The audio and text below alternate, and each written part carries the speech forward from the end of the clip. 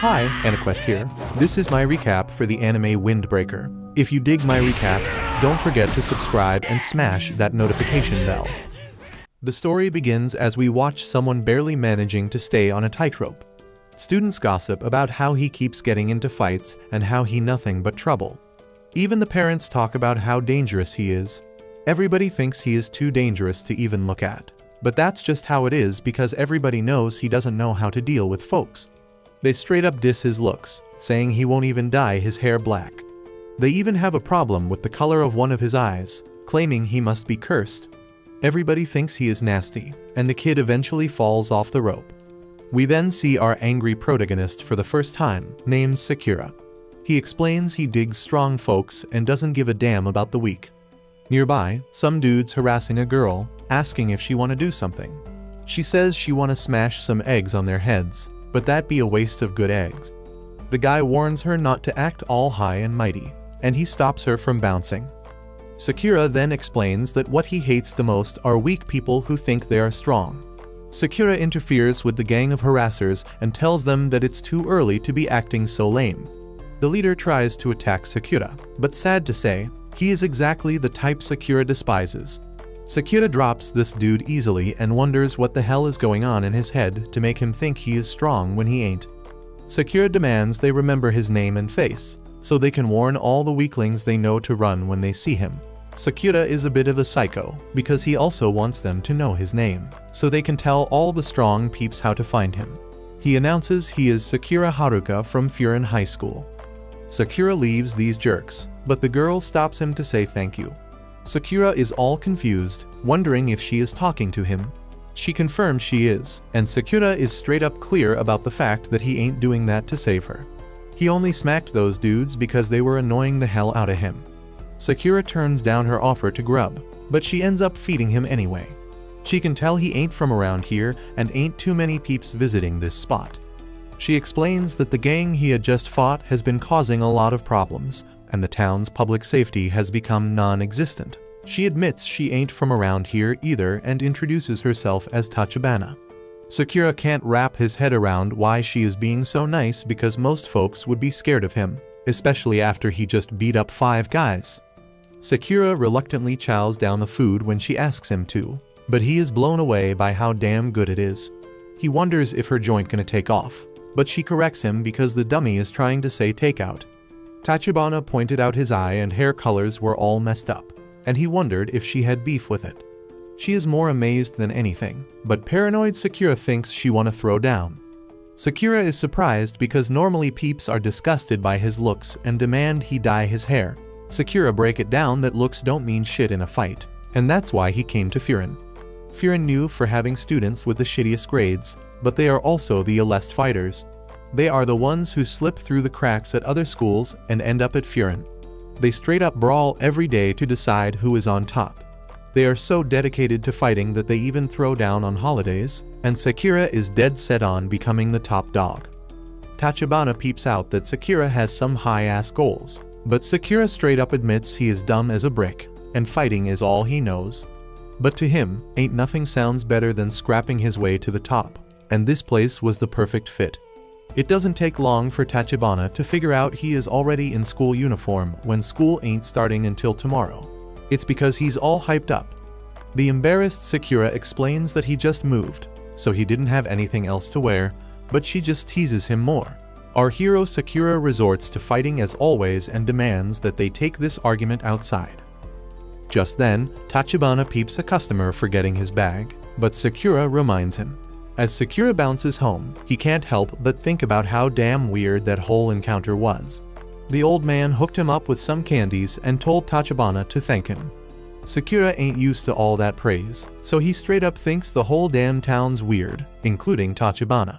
He points out he is rocking the uniform of a school full of troublemakers, and his appearance is hella strange too. It doesn't add up for people to be thanking him. Regular folks would be on guard around him and not trust him. Sakura once found someone's wallet, and they straight up accused him of stealing it. Just then, Tachibana explained that Sakura made the right call coming to Furin, but sadly, there ain't no damn way he gonna be the top dog. Shockingly, she straight up says he might not even beat anyone there, let alone be the top dog. Sakura pointed out she got no damn clue how strong he is. She admits he might have them strong-ass muscles, but explains he still won't be able to be the top dog. The problem he has is that he is all alone. Sakura is getting mad as hell and declaring he ain't that damn weak to rely on anyone else to win. As he leaves, Tachibana clarifies she ain't talking about physical strength. She suggests he go meet some Furin kids because then he gonna stand out. Nearby, a group of hoodlums wreak havoc, and some poor lady calls someone for help. Sakura bumps into the same dudes from earlier, and the leader is surprised that he came.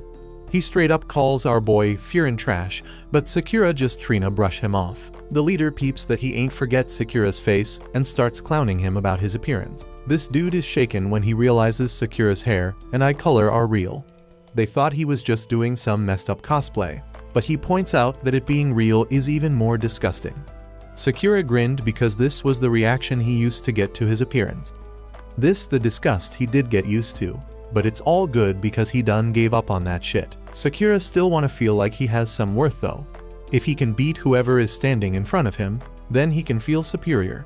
The problem is that Sakura can't stop thinking about how Tachibana told him that he wouldn't be the top dog because he is alone. The leader declares that his gang will start a war against Furin for Sakura punching him, but Sakura isn't even listening. He all focused on Tachibana's words as he punched the leader again and declared he ain't the one dodging people. Sakura let out his true feelings about his appearance. It doesn't make any sense how people act. He knows better than anyone he looks strange, but he never did anything to the people who diss him. This is just who he is.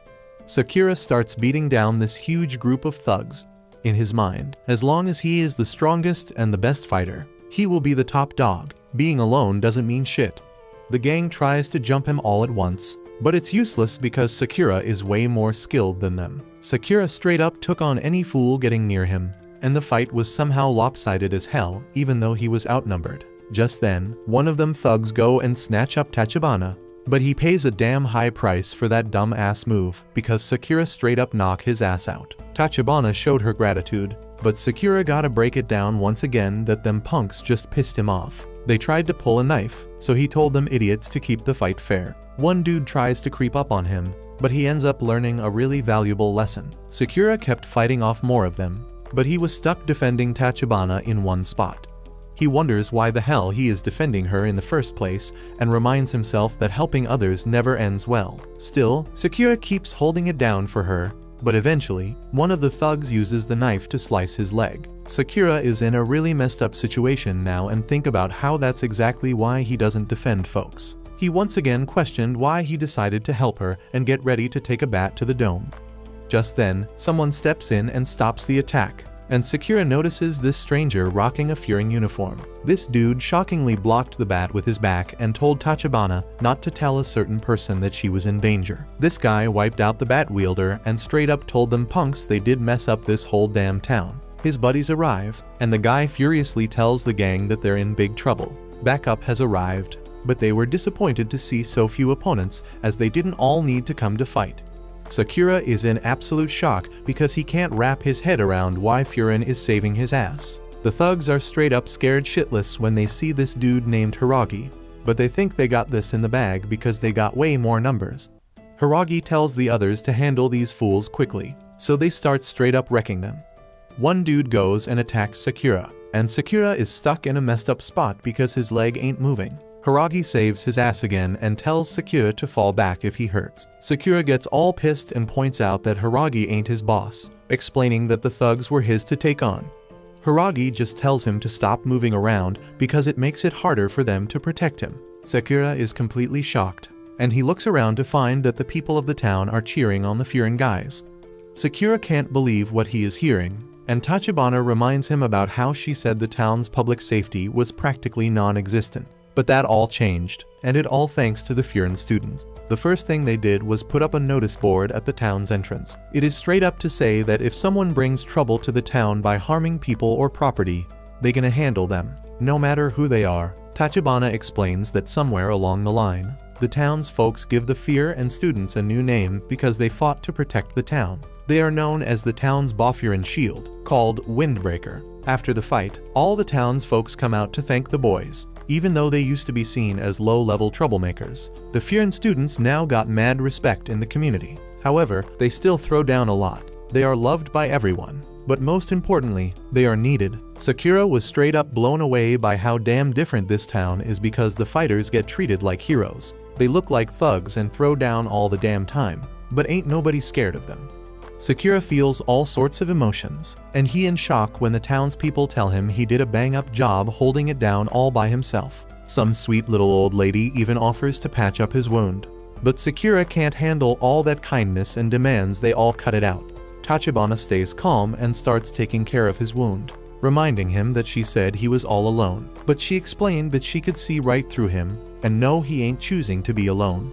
She can't fully understand him, but she explains that the people in this town need his strength. Sakura can't process all this shit happening and straight up declares he doesn't need anybody and doesn't want to get involved. Tachibana is quick to point out though, that his actions say something different. She brings up the old man he helped and how he fought hard to protect her. Tachibana says he ain't given up on people, and he doesn't have to. At the very least, she declares that she won't turn her back on him, so she asks that he turn toward her as well. Tachibana is sure this is the way he gonna become who he wanna be. Sakura is still struggling to accept it all, but he makes a wild dash toward the others. He leaps into the air and points out how the delinquents seem to be playing hero now. He admits all this talk about being the town's shield sound damn cool, and he straight up wreck the gang leader who has been terrorizing the town. Everybody watches in shock, and Sakura wonders if peeps are really gonna stick by him there. We find out that this is the story about how a low-level outcast who only knows how to fight becomes the hero of the town. After a while, Sakura rolls up to Tachibana's restaurant, all pissed off because he gotta carry Grandma Sato on his back. He's worried she's gonna hurt herself getting off, but he just tells Granny to hurry it up. But damn, Grandma Sato surprises him with her smooth dismount, and Sakura's fuming because she told him her hips hurt so bad she couldn't walk. The old lady thanks him, but Sakura still ain't sure how to handle all that kindness. Tachibana stops him from bouncing and serves him some grub because it's his entrance ceremony today. It's still mad early, so she determines again that he all pumped to go to school. Sakura denies it, but she completely understands, since Furin got a lot of interesting characters. Just then, this kid named Nairi shows up and straight up faceplants. He asks Tachibana what she thinks of his new uniform, but Sakura points out he's still got the damn tags on his jacket. Nairi manages to rip them off, and Tachibana lets Sakura know they're gonna be in the same grade. Nairi notices Sakura's wild hair and eye, and Sakura thinks he got a problem with it. Nairi is surprised by his attitude and figures Sakura must be going through some tough shit at such a young age. Nairi tries to figure out why a nobody like Sakura ended up in their town. Sakura's insulted, but Tachibana assures him that Nairi acts like that with everyone. Nairi gets all hyped and tells Sakura that Furin High ain't no regular school. The peeps in Bafurin stand up for the locals, protect the weak, and crush the wicked. They some straight up heroes of justice. Everyone who comes to Furin wanna be like them and protect the town too. Nairi's one of them, but he wonders why someone with no ties to Furin like Sakura ended up there. Sakura lays it all out and reveals he there to take the top spot. Protecting the town is cool and all, but there's a whole bunch of strong folks there, and Sakura just wanna be the best among them. Nairi gets all serious and tells him not to talk big if he can't back it up, but his reason for saying that is cause he's scared Sakura gonna go bald. Sakura's done with his little comedy act, so he demands they throw down. But it's getting late, and Nairi got a dip because he wanna do 3 rounds of town patrol before the entrance ceremony. He declares that from today on, he gonna be a hero of justice, but damn, he is showing off how clumsy he is as he heads out. Tachibana straight up notices how hilarious this kid is, but Sakura can't believe a total dork like him wanna be some hero of justice. Tachibana's mad surprised to hear Sakura talking about someone's looks, but Sakura means these dudes like him, always chicken out when it comes to throwing down. To Sakura that's the lamest thing ever. Tachibana says it's just his assumption, but Sakura explains he's seen it go down way too many damn times. Then Tachibana drops some knowledge on him. She points out that the coffee fruit looks way different from the beans she got in her jars. The lesson is, if you only see things from one angle, you ain't never gonna see the real deal. She thinks Sakura shouldn't be so quick to judge and tells him to get to know people better, so he can see who they truly are. Sakura really takes that lesson to heart. but he just thinks she means Nairi is a badass fighter. Tachibana's mad disappointed, wondering if fighting is the only thing he cares about. After Sakura bounces, he still thinks he's onto something. And out of nowhere, someone stops him and offers him some free bread. Dude's hella confused, so the baker explains that the Furin kids always help the town, and he wanna give back. They recognize Sakura as the dude who stood up to the gang the other day, and everybody's talking about him. Sakura doesn't know how to handle the praise and dips, but they insist he takes some sandwiches for lunch. While Sakura's cruising through town, he notices mad other people feeling the same way. He can't figure out what the deal is and wonders what's wrong with all these people, acting way too nice to a guy like him. But then Sakura realizes he was just assuming they'd treat him like crap. Right then, Sakura gets shocked when a girl begs him for help. In some sketchy alley, Nairi gets straight up beat up because he tried to stop some dude from hassling a girl. The guys mock him saying he ain't gonna protect the town, because he's the one who needs protection.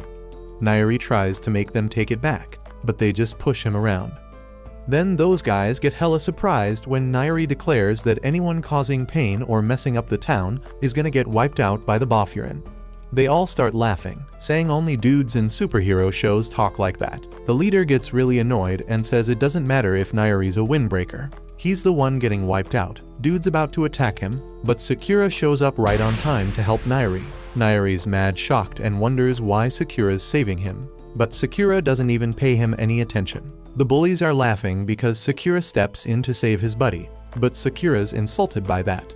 He reveals it ain't true, and he just hates weaklings that think they strong. Sakura straight up declares that it makes him sick, so the bullies decide to show them what they got. Nairi fears for his safety, because he is sure Sakura can't take them on his own, but ain't nothing to worry about, as the guys are knocked out just a second later. Nairi can't believe his eyes and wonders who the hell Sakura really is. Nairi's straight up scared of him now, but he still thanks Sakura for the help. Nairi's pretty sure Sakura must be disappointed to see someone like him at Bafurin and attending Furin High. But Sakura just points out he wasn't saving him. Sakura calls him a typical poser, and he warns Nairi to know his limits and what he's truly capable of. Nairi spills his story of getting beat up in middle school all the time. Then one day, someone from Furin came to his rescue, someone he'd normally be scared of. But in that moment, that person was hella cool, and Nairi wanted to be just like him. So he enrolled at Furin to become awesome too, but now he's realizing just how pathetic he is. Sakura realizes he made assumptions about Nairi being a coward in fights, but it's clear that Nairi can stand up for himself. Sakura tells him he's a weak fighter, but there might still be a chance he's not totally lame. Nairi's mind is blown, and the girl he protected shows up to thank him for having her back. She thanks Sakura too, but he tries to bail. Nairi stops him and pulls out his little notebook again.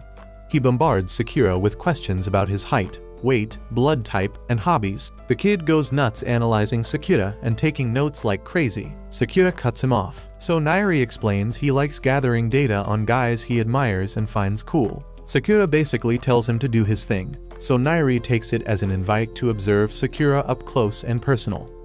Nairi offers to give him a tour, claiming he may not be much help in a fight, but he's the best damn guide when it comes to the town and its people. Sakura's taken aback when Nairi declares he can guide Sakura all the way to the top, but in the next moment, Nairi gotta push Sakura to get a move on. But Sakura's all about chowing down cause he gets hella hungry after throwing down. Sakura's amazed by how bomb the bread tastes, and Nairi gets caught up in it too, but then he realizes they gotta hustle and get to school.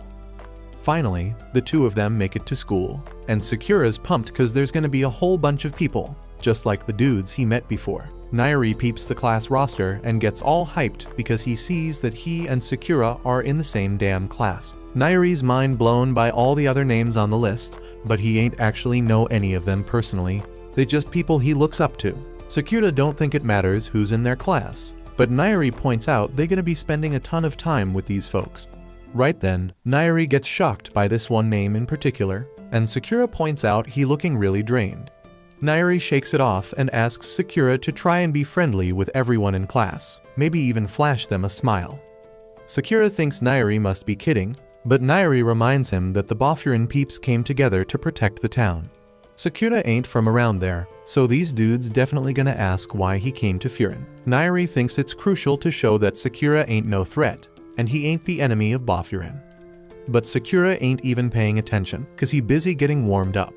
Nairi wonders why, and he's shocked when Sakura says he just preparing for anything. Nairi's disappointed cause Sakura ain't listening, and he points out that even the slightest misunderstanding as an outsider could turn the whole damn school against him. Sakura doesn't even give a damn if every single person turns on him, and he reminds Nairi that he there to fight his way to the top. Sakura struts into the class, and Nairi freaks out cause it's hella obvious that everyone is staring at him. The class full of some hardcore looking students, but Sakura couldn't ask for a better crowd. One student knows who Sakura is, but Sakura's on high alert. Nairi apologizes for him and instantly recognizes the student from his book. Then this kid says he's Jack Sparrow. Sakura falls for it at first, and Nairi had no freaking clue this cold-looking dude could be such a prankster. Nairi knows his name's actually Suo, and Suo says his eye patch seals away an ancient Chinese spirit in his right eye. Sakura loses his temper when he realizes this kid's all talk, but then Suo gets serious and steps up to Sakura. The vibe gets tense, and Nairi's thinking people from out of town really get treated as anomalies. Sakura gets ready to throw down, and Nairi's scared there might be no way to stop it. Just then he's shocked when Suo just pets Sakura on the back and compliments him for being the star of the main street brawl that happened the day before. The other students wonder what he's talking about, so Suo explains that before Hiragi showed up, Sakura was already holding it down and protecting the town. Nairi had no clue about this. The other students start gathering around Sakura. There were rumors about some unknown student in their uniform, and they glad this person did a solid job helping the town. They get a bit too close for comfort, but Nairi figures it's better than them turning on Sakura. It's pretty clear they don't see him as an enemy, so Nairi relaxes because the person he was scared of before should be cool with Sakura too. These dudes still wonder why Sakura came to Furin in the first place, so Sakura spills that he came to snatch the top spot. They all surprised, so Nairi tries to explain that Sakura ain't there to hold them down and beat them up. But Sakura says he actually is, but his new buddy steps in and tells him to chill. Just then a table gets tossed, and it's some straight up terrifying student. Sakura gets an excited look on his face, but Nairi begs him not to fight this guy. He's the most dangerous dude in their class, maybe even the whole school, and his name's Kyotaro.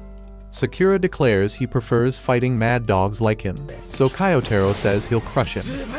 Kyotaro throws a powerful punch, and Nairi's shocked when he realizes that Suo instantly moved him out of the way. Sakura dodges it too and gives props to Kyotaro, saying he's the type he expected to see at Furin. Kyotaro gets even more pissed, but Sakura's loving every second of it, because that's exactly what Sakura was hoping for. Nairi is shitting bricks, but Suo is pumped to see some shit go down. Suo explains that Sakura screwed up by claiming he'd be the top dog in front of Kyotaro. Sakura's trying his damn best to dodge Kyotaro's attacks, while Suo spills that Kyotaro's been repping Furin High School since his middle school days. Because of his dedication, Kyotaro was the only one allowed to call himself Bafurin before officially starting shit. He's so damn loyal to the top dog that he's earned the nickname the Top Dog's Fanatic. Some other student begs Suo to stop the fight because he's convinced the new kid's gonna get his ass handed to him by Kyotaro. But everyone's jaws drop when Sakura dodges another attack and lands a counter. Sakura points out that Kyotaro's just a fanboy of the top dog, meaning he can't think for himself. Dude probably can't even make his own damn choices, so Sakura makes it clear that a guy like that doesn't stand a chance against him. Kyotaro, all bloody and pissed off, ain't backing down. They're about to throw down some more, but then some announcement interrupts them.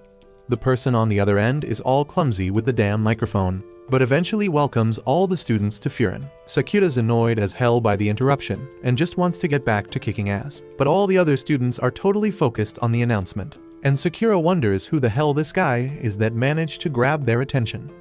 Turns out the dude's name is Yumamiya, and Sakura figures out he's Furin's top dog, the toughest man in the whole school. Everyone's waiting eagerly to hear what he's got to say, but Yumamiya goes and says he forgot. He just tells everyone to remember to enjoy their youth. They're in high school now, so they should make a shitload of memories. He suggests they all hit the beach and grab some shaved ice. Nairi can't freaking believe what this badass is saying, but Kyotaro thinks he's trying to mock the top dog. Yumamiya figures with so many students, there's bound to be some beef, but he assumes they ain't troublemakers who'd start a brawl on the first day. Kyotaro tries to hide the fact that there's some troublemakers throwing fists on day one, so he wipes the blood off his face. Then Yumamiya gets dead serious for one message. He tells everyone to defend the damn town. They were given the name Bofurin, so they gotta protect the people and every damn thing that matters. That's the school's one and only rule, and all the students accept that shit. Sakura's freaking shocked that this dude ain't even in the damn room, but everybody's all eager to follow his orders, and he wonders just how badass of a fighter Yumamiya is. Suo wants the two fighters to shake hands and show some deep-ass understanding of youth, but Sakura ain't even thinking the fight's over yet. Nairi wonders why Sakura's turning all red, but Sakura shuts his ass up. Suo reminds Kyotaro that Yumamiya wouldn't be happy hearing he fought a classmate, and he tells Sakura that showing respect to other students is crucial if he wants to be the top dog.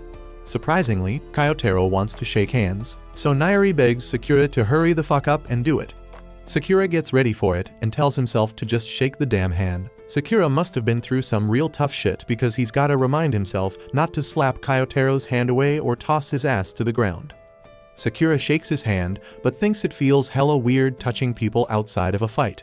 Suo's glad to see their youth burning bright, but their grip is so damn tight that they both wonder if the other's a freaking gorilla. The other students go wild and can't believe Sakura actually landed a hit on Kyotaro. Sakura's surprised by how nice they're being, but he realizes it's been like this the whole damn time since he came to Furin. Sakura's all quiet in his thoughts, but the other students are wondering if he got choked out or some shit. Sakura joins in the fun and points out he ain't getting choked out that easily. In his mind though, he's thinking he had no freaking clue people could be so friendly. Just then, the students are told to go outside, and moments later Sakura's surprised they gotta paint over some graffiti. Sakura's clueless why the hell they're doing this, but Nairi's taking pride in doing a good job, and Suo's complimenting his painting skills. We take a look back to right before this painting shit happened, showing what went down when they were told to head outside. The student who ordered them explains he's gonna get in deep shit if they take too damn long. It took them almost 8 minutes to get their asses out there, so Haragi explains toddlers could move faster than these dummies. Sakura tells Nairi he saw Haragi when he saved Tachibana, but Haragi overhears and gets furious. Sakura ain't supposed to mention Tachibana being there, and Haragi explains he's gonna be in some serious shit if word gets out Tachibana was in danger. Haragi straight up threatens that some messed up shit will go down if Sakura doesn't listen, but it turns out all he does is start coughing up blood. Haragi pops some stomach meds and explains that he don't know what brought Sakura to this school, but he chose one hardcore leader to roll with. Nairi's wondering what kind of dude Haragi is, so Sakura explains that he's the type of weirdo to stress himself out until he's got a stomach ache and needs an anti-gas pill. Nairi's taking mad notes on Haragi and says it's because Haragi's one of the school's 4 kings. Yumamiya's sitting at the top of Bofurin, and right below him are his generals, the 4 kings. Each one's like a captain for all 3 years of a class. Haragi splits the students into groups with a 2nd or 3rd year as the captain, and he says they're gonna patrol the town. Haragi is the captain of Sakura's group, which also includes Nairi, Suo, and Kyotaro. Kyotaro and Sakura are in the same group because Yumamiya told Haragi to keep a close eye on the troublemaking fistfighters. The guys are shocked that he knows about the fight, so Sakura points out he was just defending himself. Haragi's gotta pull them apart so they can keep patrolling. Sakura points out all they doing is walking around, and wonders why they ain't beating up some intruders. But Haragi explains that it'd be offense, not defense. Just walking around in their uniforms is enough to scare off the smaller crews, so that's the plan. Sakura thinks it's hella boring, but Haragi points out that only liking fights doesn't make him much fun either. Right then Haragi does his duty and helps an old man on a ladder. Turns out they're painting over graffiti because that's part of Bofurin's job. When they're done, they get some grub as a thank you. Haragi gets why Sakura's all about fighting because all them other Bofurin guys used to be the same way. But eventually they realize being needed by the townspeople is fun too. Sakura gives it some thought and takes a bite of the snack. They come across a tunnel where Sakura spots a symbol of a damn ugly dog. Nairi wishes Sakura would watch his words, and he explains they're at the border between Bofurin and another team's turf. Once they cross the train tracks, it's a whole different country with its own damn rules. It'd be hella dangerous to stir up some shit over there. The other team's symbol is a lion's head, and they believe strength is everything. That's supposed to scare off outsiders, but that's the kinda motto Sakura digs. Right then, the crew peeps a Furin middle schooler getting chased down by the lion's head fools. It's clear as day that this kid ain't gonna make it across the damn train tracks in time, so Hiragi just bows his head because there's jack shit they can do. But then out of nowhere, everyone loses their damn minds when Sakura and Kyotaro go all out on the lion's head punks. Nairi's scared shitless because they ain't supposed to mess with lion's head turf. Sakura says the kid's on their damn team, so both Sakura and Kyotaro point out that it was the lion's head fools who started the interference. Sakura tells Kyotaro to bounce because he can handle this solo, but the dude don't listen. The lion's head fools start clowning on their own teammate for getting knocked out with a single kick. But Sakura's thinking about how ruthless they are because they're supposed to be on the same damn team. Right then, the lion's head clowns start shitting their pants because someone shows up after seeing what went down. Hiragi can't freaking believe it's this dude who showed up of all people. He spills that he's a lion's head second in command named Tagami. Tagami's wondering what the hell's going on and casually greets Hiragi. Hiragi explains that those fools were chasing one of their own.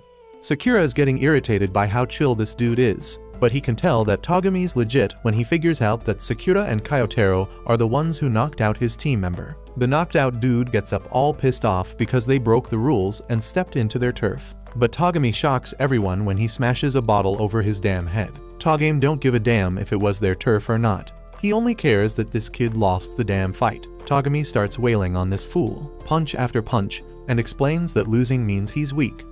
The lion's head crew doesn't like weak-ass members, so he keeps beating him down, but Hiragi steps in.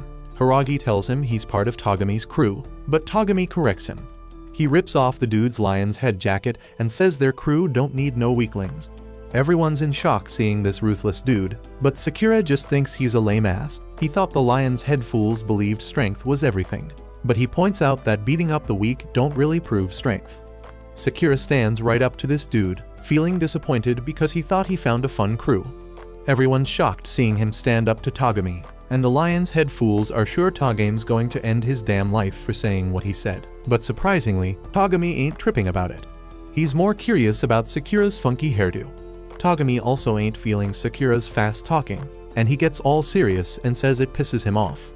Tagami straight up announces that he's made his damn decision and declares that he'll beat Sakura to a pulp when the time's right. He even claims he's got Sakura's face memorized. The lion's head crew bounce after that. Nairi's scared shitless, pointing out that Sakura and Kyotaro might have just started a damn war. Suo calms his ass down and says he don't want Nairi ending up like Hiragi. Hiragi's so damn stressed that he's gotta slam down about 10 anti-gas pills. Nairi tries to remind him not to exceed the recommended dosage. Nairi wishes Sakura didn't provoke Tagami and says maybe he would have let them off the hook after that kick. But Hiragi knows better. He explains that Tagami's probably the most territorial dude in Lion's Head. He wouldn't have let that shit slide. But what's done is done. Then Hiragi shocks everyone when he admits that he should have made the first move and apologizes. He tells some middle schooler named Sasaki to come with them so they can report to Yumamiya. Sakura can tell Hiragi's stomach is really acting up now, so he wonders if Hiragi's really scared as hell of reporting to Yumamiya. Yumamiya sounded pretty laid back during his announcement, so Sakura's wondering what kind of dude he really is. They get to the rooftop of the school, and everyone's amazed at how freaking dope it looks. Hiragi approaches Yumamiya, and Sakura gets ready to meet the big boss at the school. But all the students are straight up shocked when Yumamiya's just psyched about his damn plans. The fool wants to barbecue with everyone in the summer, and Sakura's wondering if this dude's really the top dog. Hiragi then says they've got a problem on their hands, but Yumamiya says he already knows all about it. That makes no sense since nobody could have told him about what happened yet. But it turns out that he's just talking about his damn plants. The rest of the crew's finally catching on to why Hiragi despises reporting to Yumamiya. The dude never listens to a damn word you say. Sakura tries to get his attention, but Kyotaro gets pissed off because he ain't letting anyone talk to his idol. Dude's ready to throw hands, but then he remembers Yumamiya's right here and wouldn't approve. So they all end up chilling and Yumamiya goes on and on about his plant empire, when they should be focusing on the real deal. Sakura can't even tell one plant from another, and while Yumamiya might be a good dude, Sakura's more confused than ever about why he's got mad respect from so many people. After sitting through Yumamiya's plant lecture for what feels like an eternity, This kid who got his ass whooped speaks up and spills about what went down today. He saw a shoplifter causing havoc in town, so he tried to chase him down. But before he knew it, he wandered straight into the Lion's Head territory. The goons were hot on his trail, and he had zero chance of outrunning them. Just when he was about to give up, Sakura and Kyotaro swoop in like heroes and save his sorry ass. Homie admired the Furin students so much that he wanted to be like them. But all he did was start a full-on brawl with a Lion's Head, dragging everyone into the mess. And for that, he's genuinely sorry. Yumemiya calls out Sasaki by name and gives him props for doing what he did. Sure, he may have inadvertently caused a war, but he did it while trying to protect the people of this town, so he has nothing to be sorry for. As for the war, he doesn't have to worry about it since Yumemiya says he will personally handle it. But real talk, he's dying to know how Sakura and Kyotaro pulled off the rescue. So Sasaki explains that they kicked one of the guys off his feet. Yumemiya knows damn well the Lion's Head ain't gonna be cool with that, but he can't help but find it hella amusing. Hiragi steps up and apologizes because all this craziness went down while he was supposed to be keeping an eye on them. But Yumemiya ain't laying blame on him because mistakes happen all the freaking time. And then Nairi rats out Sakura for making shit worse by taunting Togami. So Sakura explains that he couldn't stand Togami talking about strength being the only thing that matters, while the dude's just picking on the weak, so he said it to his face with no regrets. Yumemiya gets what went down, so he gets up and Sakura thinks he's about to throw down, but he just pats him on the head and says he was thinking the same damn thing because those dudes got a messed up mindset. And on another note, Yumemiya heard about Sakura's Main Street heroics yesterday, and today he saves Sasaki, so Yumemiya gives props to Sakura for looking out for the peeps here. Kyotaro's hella jealous because Sakura's getting all the attention, and Sakura's feeling some weird sense of ease around him. He's starting to get why folks are drawn to him all the damn time. It's because he's got this presence that makes anyone feel safe. But Sakura ain't letting himself get all cozy with that warmth, so he straight up slaps Yumemiya's hand away. Right then and there, Hiragi gets a call from his boy Kaji, but all he hears are the words Lion's Head before the call cuts off. Yumemiya asks if something's up, but before they know it, they hear a voice on a megaphone. They all look down to the courtyard and see some dude dragging one of the students who knocked the hell out. He claims he's the top dog of Shishitorin, otherwise known as Lion's Head, and his name's Tomiyama. This dude's come here today and kicked the shit out of hella Furin students because he wants to have a fair and square brawl with Yumemiya. And his smile shows just how damn pumped he is for it. Nairi's losing it because the leader of Lion's Head's here in the flesh, while Sakura's getting all hyped because he knows Tomiyama gotta be stronger than Togami. Just then, Sakura feels this crazy presence behind him, but he can't quite put his finger on it. So when he sees Yumemiya bouncing, he starts tailing him, and the others follow too. Once they're all outside, Yumemiya tells them to stay the hell out of this one. But Sakura being Sakura and insists on throwing down. Yumemiya gives him a cold-ass warning, straight up saying he don't repeat orders twice. Sakura's hit with a wave of obedience because he knows he would have caught a fist to the face if he talked back just now, but he's clueless as to how Yumemiya's whole demeanor switched up so damn quick. He steps up to Tomiyama and calls him out for still holding on to one of the Furin students by their hair, but Tomiyama just brushes it off and straight up laughs in Yumemiya's face about what he did. Sakura's thinking this dude must be hella strong or straight up crazy to have the balls to diss Yumemiya to his face like that. And all he really wants right now is to go head to head with Yumemiya, one-on-one, because he's got a legit reason after what Sakura and Kyotaro pulled. Yumemiya just stays chill while Tomiyama keeps circling him, still begging for a fight like a kid who wants to go party. But then Yumemiya speaks up and says that while it might be true that Furin started it by knocking out that dude under the bridge, Tomiyama has gone way harder in retaliation, so he thinks they can call it even now.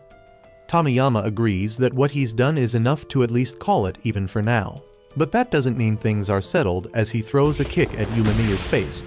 Yumemiya catches it, but Tomiyama wasn't actually trying to sneak attack him. He just wants to start more shit, so he has a reason to throw down with Yumemiya. It doesn't make any damn sense why he's so hell-bent on fighting. So Yumemiya asks him what his endgame is. Tomiyama says it's not necessarily because he wants a brawl, but because he wants Yumemiya. Over at Lion's Head, he's been mad lonely ever since he took the top spot. But Yumemiya, on the other hand, has mad friends to kick it with. So Tomiyama came up with a logical solution. Take over all of Furin so he can have some damn fun too. Yumemiya gets where Tomiyama's coming from, but before he can even try to reason with him, some other members of Lion's Head show up. While Tomiyama's all confused as to why they're here because he didn't call for backup. They straight up tell him it was a dangerous move to go solo and attack Furin High like this. Sakura and the others step up to join Yumemiya, and even though he tells them to fall back again, Sakura stands his ground because while he respects a fair duel, he won't stand for a jumping.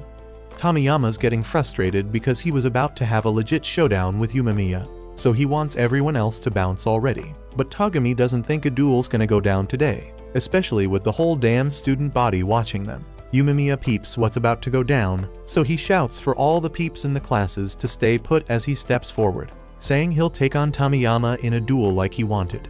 He just wants him to tell his crew to back off so shit doesn't get messy. Tomiyama's all stoked to finally get his match. But then some punk from Lion's Head starts dissing Yumemiya, calling him a softie, and that sets off Kyotaro, who can't stand no Yumemiya haters. Then another one starts clowning Suo, saying he's so basic he needs accessories to stand out. But with how he holding his hands like an anime girl pose, Suo just finds it cute as hell. Togami steps in, telling everyone to chill for a second. Then he tells Tomiyama that if he really wants a duel, they should save it for another time because it's getting dark already. If they start fighting in the dark, they won't be able to fully appreciate how badly they beat down the Furin students. Sakura fires back, saying the only face getting smashed in will be Togami's face. And since Tomiyama can see there's some serious tension between those two, he suggests they turn the duel into a team match instead. They can have a bunch of one-on-one battles, with Yumemiya facing off against Tomiyama, Togami against Sakura, Kyotaro against Yukinari, and finally Suo against Kanema. Yumemiya ain't having it, saying if it's a duel he wants, the two of them are enough. But now Tomiyama wants to turn it into a full-on tournament because that sounds way more fun to him. Sakura and the others agree to the terms, but just when they think it's settled, another Lion's Head dude shows up and wants in on the action. He's got beef with Hiragi, and Hiragi's down to throw down, so he joins the tournament too. With everything sorted, Tomiyama declares that the fate of the Lion's Head crew is on the line, so they better in their best and have fun. Later, they all hit up the cafe to eat some food and chill. And Nairi's freaking out because he thinks they're in some deep shit. Sakura's getting real tired of Nairi's whining, but he's the one who started this whole mess in the first place. Tachibana brings over some food and tells Nairi there's no point stressing so damn much because it ain't gonna change a damn thing. But Nairi's got a good reason to be worried, because if by some horrible turn of events Yumemiya actually loses, Bofurin might go down the drain. Tachibana sticks to her point, saying worrying won't change shit either way, and he should know damn well these guys ain't weak enough to lose to Lion's Head that easily. Sakura straight up demolishes his food like a freaking beast, and once he's done, he asked if he could dip for the day. Nairi's jaws drop at how damn fast he finished, but they gotta wait for Yumemiya and Hiragi because they stayed back to persuade the other Furin students not to screw things up even more. Sakura gets that, but he's clueless why they had to meet up here of all places. So Suo breaks it down that this joint is like a chillaxing spot for Furin peeps, where they gather up before some major throwdowns. And just when he says that, Yumemiya busts through the door and starts fawning over Tachibana. Sakura thought this meant she was his girl, but they both denied it. Yumemiya instead said Tachibana was his darling little sis, but she denied that too, leaving Sakura all kinds of confused about what the heck their actual relationship is. Tachibana's feeling embarrassed to say this, but she explains that she and Yumemiya grew up in the same orphanage, and Yumemiya just randomly decided she's his sister at some point with no questions asked. Sakura doesn't find it all that weird, but he's a bit shocked to learn that she's the little sis in this equation. She says she's only 16, but he thought she was at least 20 or something because she acts way too mature for her age. But as he's saying this, Kyotaro goes and throws a damn chair at him, getting on his last nerve. But what really freaks him the hell out is the way Yumemiya's looking at him, like he's about to unleash some serious pain on Sakura.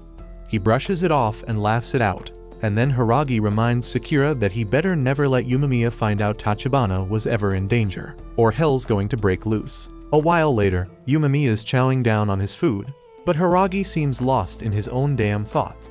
He's been thinking about the ex-top dog of Lion's Head, and that gets Sakura wondering if Lion's Head used to be different back in the day. Those dudes believed in pure strength and had a whole bunch of muscle on their squad, but they'd never stoop so low as to chase down some middle schooler and jump him. Furin even had a straight-up brawl with Lion's Head once, but it was always satisfying for everyone involved. But ever since Tomiyama took over, shit's gone down really fast. Dudes picking fights left and right, and things ain't been the same since. Yumemiya's pretty damn sure Tomiyama's to blame, even though he ain't got all the deets. But if they throw down tomorrow, they'll find out for sure, because sometimes punches are the only language dudes like them understand.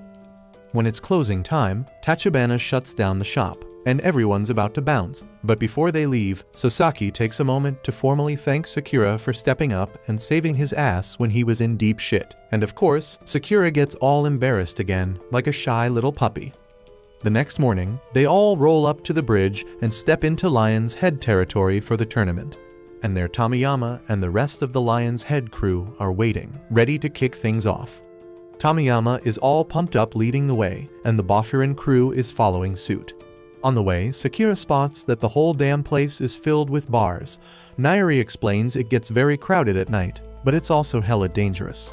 Sakura just now realizes why Nairi is there and points out he ain't in a one-on-one fight. Nairi straight up declares he is there because he is a Bofurin member. Even if he can't protect others like them, he at least want to protect himself. Nairi asks if he can learn by watching. Sakura gets all pissed and tells him to do whatever the hell he wants, but Suo can tell Sakura secretly feeling flattered. Hiragi gets all worked up about that and wishes they'd show some damn nerves about the fight. Yumemiya tells him to chill a bit and mentions the newbies got mad potential. Tomiyama leads them further into the area, and Togami formally welcomes them to Orion, the secret lair of the Lion's Head. Nairi peeps his lil info book and explains to the others that the Lion's Head lair used to be a movie theater called Orion, but it went belly up. Nowadays they call it Ori, like a cage.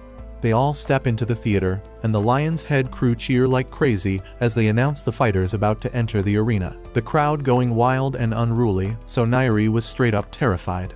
Suo gets why they call it a cage now, because this place is a damn den of wild beasts. Nairi starts wondering if they're gonna make it back home or even make it out alive. Sakura sees this and reminds Nairi that he is there to study. He tells Nairi to keep his eyes forward, and Nairi refocuses on that. Tomiyama announces it's time to kick things off, and Yumemiya points out he turned this whole thing into a damn spectacle. Yumemiya tells his crew that even though it's a big event, the only fight that truly matters is his one-on-one with Tomiyama. The rest of their wins or losses don't mean jack, so they should feel chill when they step on that stage. Sakura straight up rejects that and declares he ain't planning to lose, whether it counts or not. The others agree, and Yumemiya stoked about how dependable they are. Tomiyama want to throw down with Yumemiya first, but ain't no way they letting the captain start the battle. The blonde dude want to go first because he has been shooting daggers at Kyotaro with his eyes the whole damn time. Everybody is cool with it, so they head to the stage. Sakura reminds Kyotaro that they still got unfinished business. But if he loses to sorry-ass losers like these dudes, Sakura doesn't want to fight him ever again. Kyotaro, as always, ain't got no words and just heads to the stage. The blonde dude's name is Yukinari, so Nairi looks him up in his little book. Yukinari is known for being a heavy hitter, breaking ribs with just one punch. Suo tells them not to worry though, because Kyotaro is pretty much the same. But Yumemiya straight up shocks them when he says they ain't even in the same league. On stage, Yukinari annoyed by Kyotaro's stare. He pulls a dirty trick to distract Kyotaro, faking something bad happened to Yumemiya. Yukinari takes advantage and lands a punch, calling Kyotaro an idiot for losing focus in a fight. Sakura knows ain't nothing to worry about though. Kyotaro just building up his rage and straight up wrecks Yukinari. He calls Yukinari an idiot and reminds him to show respect when talking about Yumemiya. Yukinari knocked the hell out, but Sakura was just disappointed by how weak he was. The Lion's Head dudes can't believe he got knocked out so easy and wonder who the hell this Bofurin newbie is. Nairi points out Kyotaro only needed one punch, and the Lion's Head dudes getting concerned. Tomiyama, on the other hand, finding it amusing how tough Kyotaro is. The Bofurin dudes peep them and see how focused Togami is. Now Tomiyama wanna throw down with Kyotaro, so Togami has to tell him to chill and wait for his turn. Nairi straight up stunned by their reaction. They don't give a damn about the dude who lost, they are out here complimenting the opponent. Nairi is more certain than ever that there's definitely something off about these two dudes. Yumemiya points out Kyotaro has always been tough as nails, so it ain't no surprise a punch to the face doesn't faze him. Nairi was still shocked by it, but Sakura ain't because he had already gone up against Kyotaro. The others are stoked because this means Sakura finally accepts Kyotaro's strength, but Sakura is too embarrassed to admit it. While they argue, Yumemiya peeped the Lion's head leaders. Tomiyama wondering how Togami would take down Kyotaro if they had to throw down. Yumemiya watching closely because Togami is so focused that he doesn't even answer Tomiyama. His seriousness got Tomiyama all hyped for more fighting, so he tell a couple of his dudes to clear the stage. The dudes are tired of dragging Yukinari, so they just decide to toss him off the stage onto the ground. They clowning Yukinari for being so weak and kicking his knocked out body, which makes Nairi call them out for being straight up awful. Nairi is horrified when Sakura tells the two dudes to not even talk near him. He never want to hear them talk about being worshippers of power ever again. And it embarrasses him just hearing wimps like them speak. Suo joins in and points out that kids like them just won't understand till they get defeated. The dudes getting furious and wondering if they looking for a fight. Their anger turns to straight up terror though, when Tomiyama dead serious tells them to step back because they ain't their opponents. Sakura all eager to throw down next, but Suo declares it's his turn to fight the quiet kid. Suo points out his opponent looking hella stressed, so they should get some exercise. The kid named Kanema, and all the Lion's Head dudes cheering him on. As Suo getting ready to fight, he explained he thought Sakura was dumb for aiming for the top spot. Sakura getting furious, but Suo explained he was wrong. He thought Sakura's words were empty and meaningless, but now he knows Sakura actually got some backbone. Suo thinks that's dope as hell, and he gonna give it his all so he can keep up with Sakura. Sakura never knows what to say in these situations, so he just tells Suo to hurry the hell up and get on stage. Nairi searching for info about Kanuma in his book, but Sakura is more interested in learning about Suo. Nairi explains Suo was famous for being strong in middle school. Sakura can tell that just by looking at him, but unfortunately Nairi ain't got no more info. Hiragi explained he heard about Suo quite a bit too, but he ain't got no details about him either. Same goes for Yumemiya, but he could tell from the moment they met that Suo a kind dude. On stage, turns out Kanuma pissed as hell after seeing Yukinari get knocked the hell out. Suo points out that this ain't like the Lion's Head dudes because they treat their own members like crap. Kanuma reveal he had known Yukinari his whole damn life and they always had each other's back. Suo points out he only wheezes when he is a victim, and that's some childish behavior. Suo straight up clowning him, talking to him like he a lil boy, and Sakura thinking about how the look on Suo's face ain't that of a gentleman. Suo's mockery make Kanuma attack, but everybody is shocked when Suo dodge that shit easy. Everybody watch as Suo keep clowning him, suggesting they both start acting like grown-ass adults now.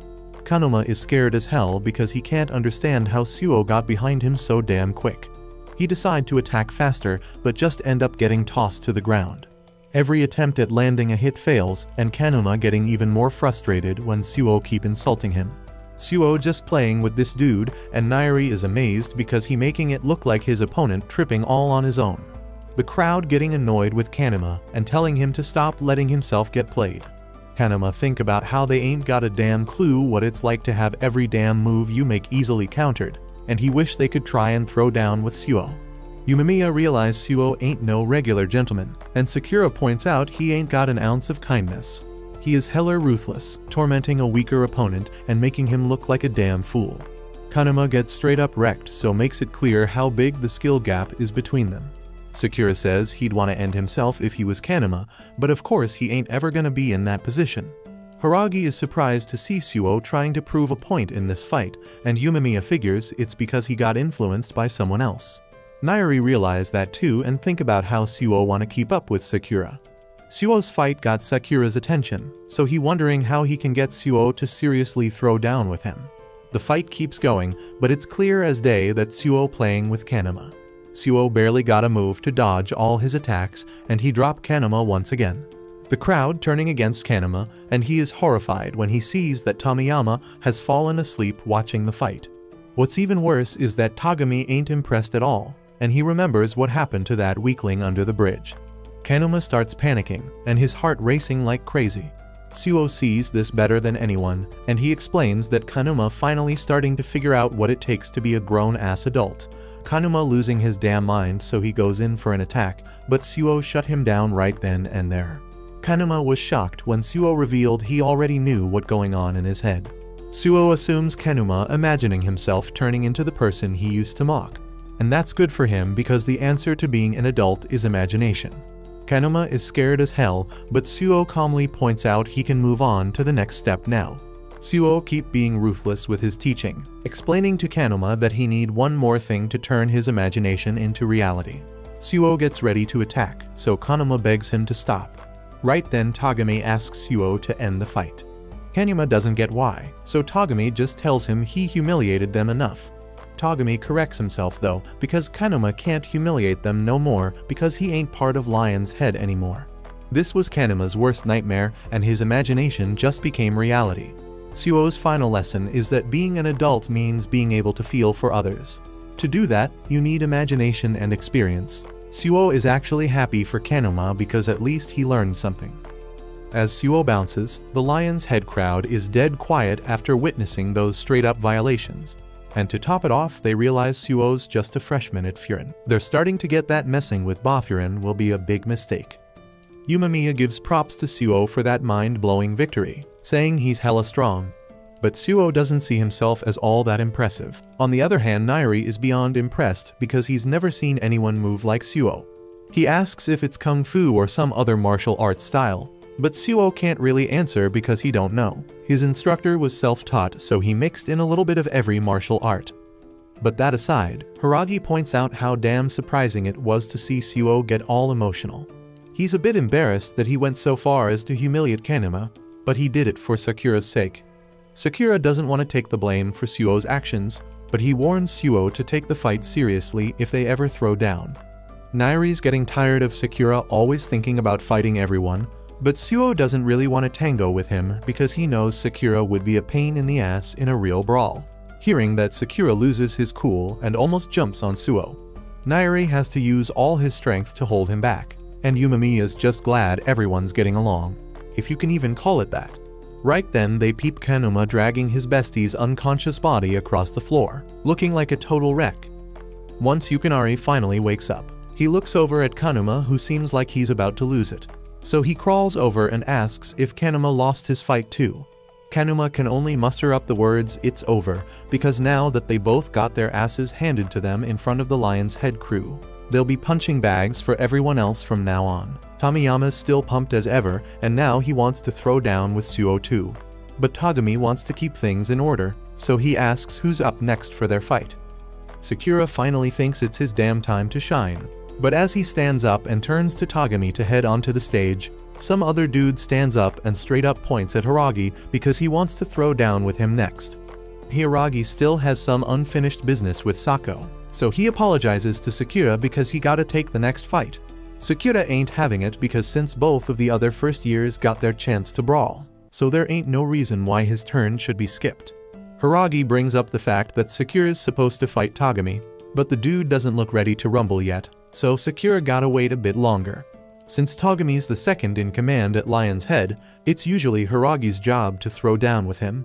But that doesn't mean he ain't got faith that Sakura can come out on top. The compliment straight up calms Sakura's anger towards Hiragi, but he's still pissed at the other dude for cutting in line and calling out Hiragi like that.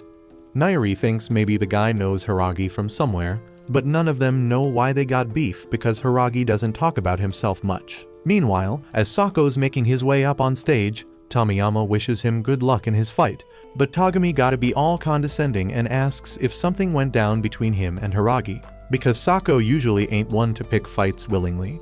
But Sako just ignores Tagami and keeps walking. Once the two are standing across from each other, Hiragi starts chatting, saying Sako did grow since the last time they crossed paths, but it's a damn shame he's repping Lion's Head now because this fight's inevitable at this point. Sako stays silent throughout, and Tomiyama's bored of all the talking, so he straight up yells at them to start throwing down already. Since they're starting, Hiragi puts his hands up, and Sako straight up charges at him, throwing a barrage of punches and kicks, but Hiragi's straight up blocking them all like a pro. Sako keeps bringing the heat with his attacks, but by the end of his combo, Hiragi ain't got any damage on him. Sako backs off for a second and tells Hiragi not to look down on him like he used to because the old Sako is gone, and he's about to prove it right here. He straight up charges back in with a front kick, and Hiragi ain't letting it slide either. But damn, neither of them making any damn progress in this fight because they ain't landed a solid hit yet.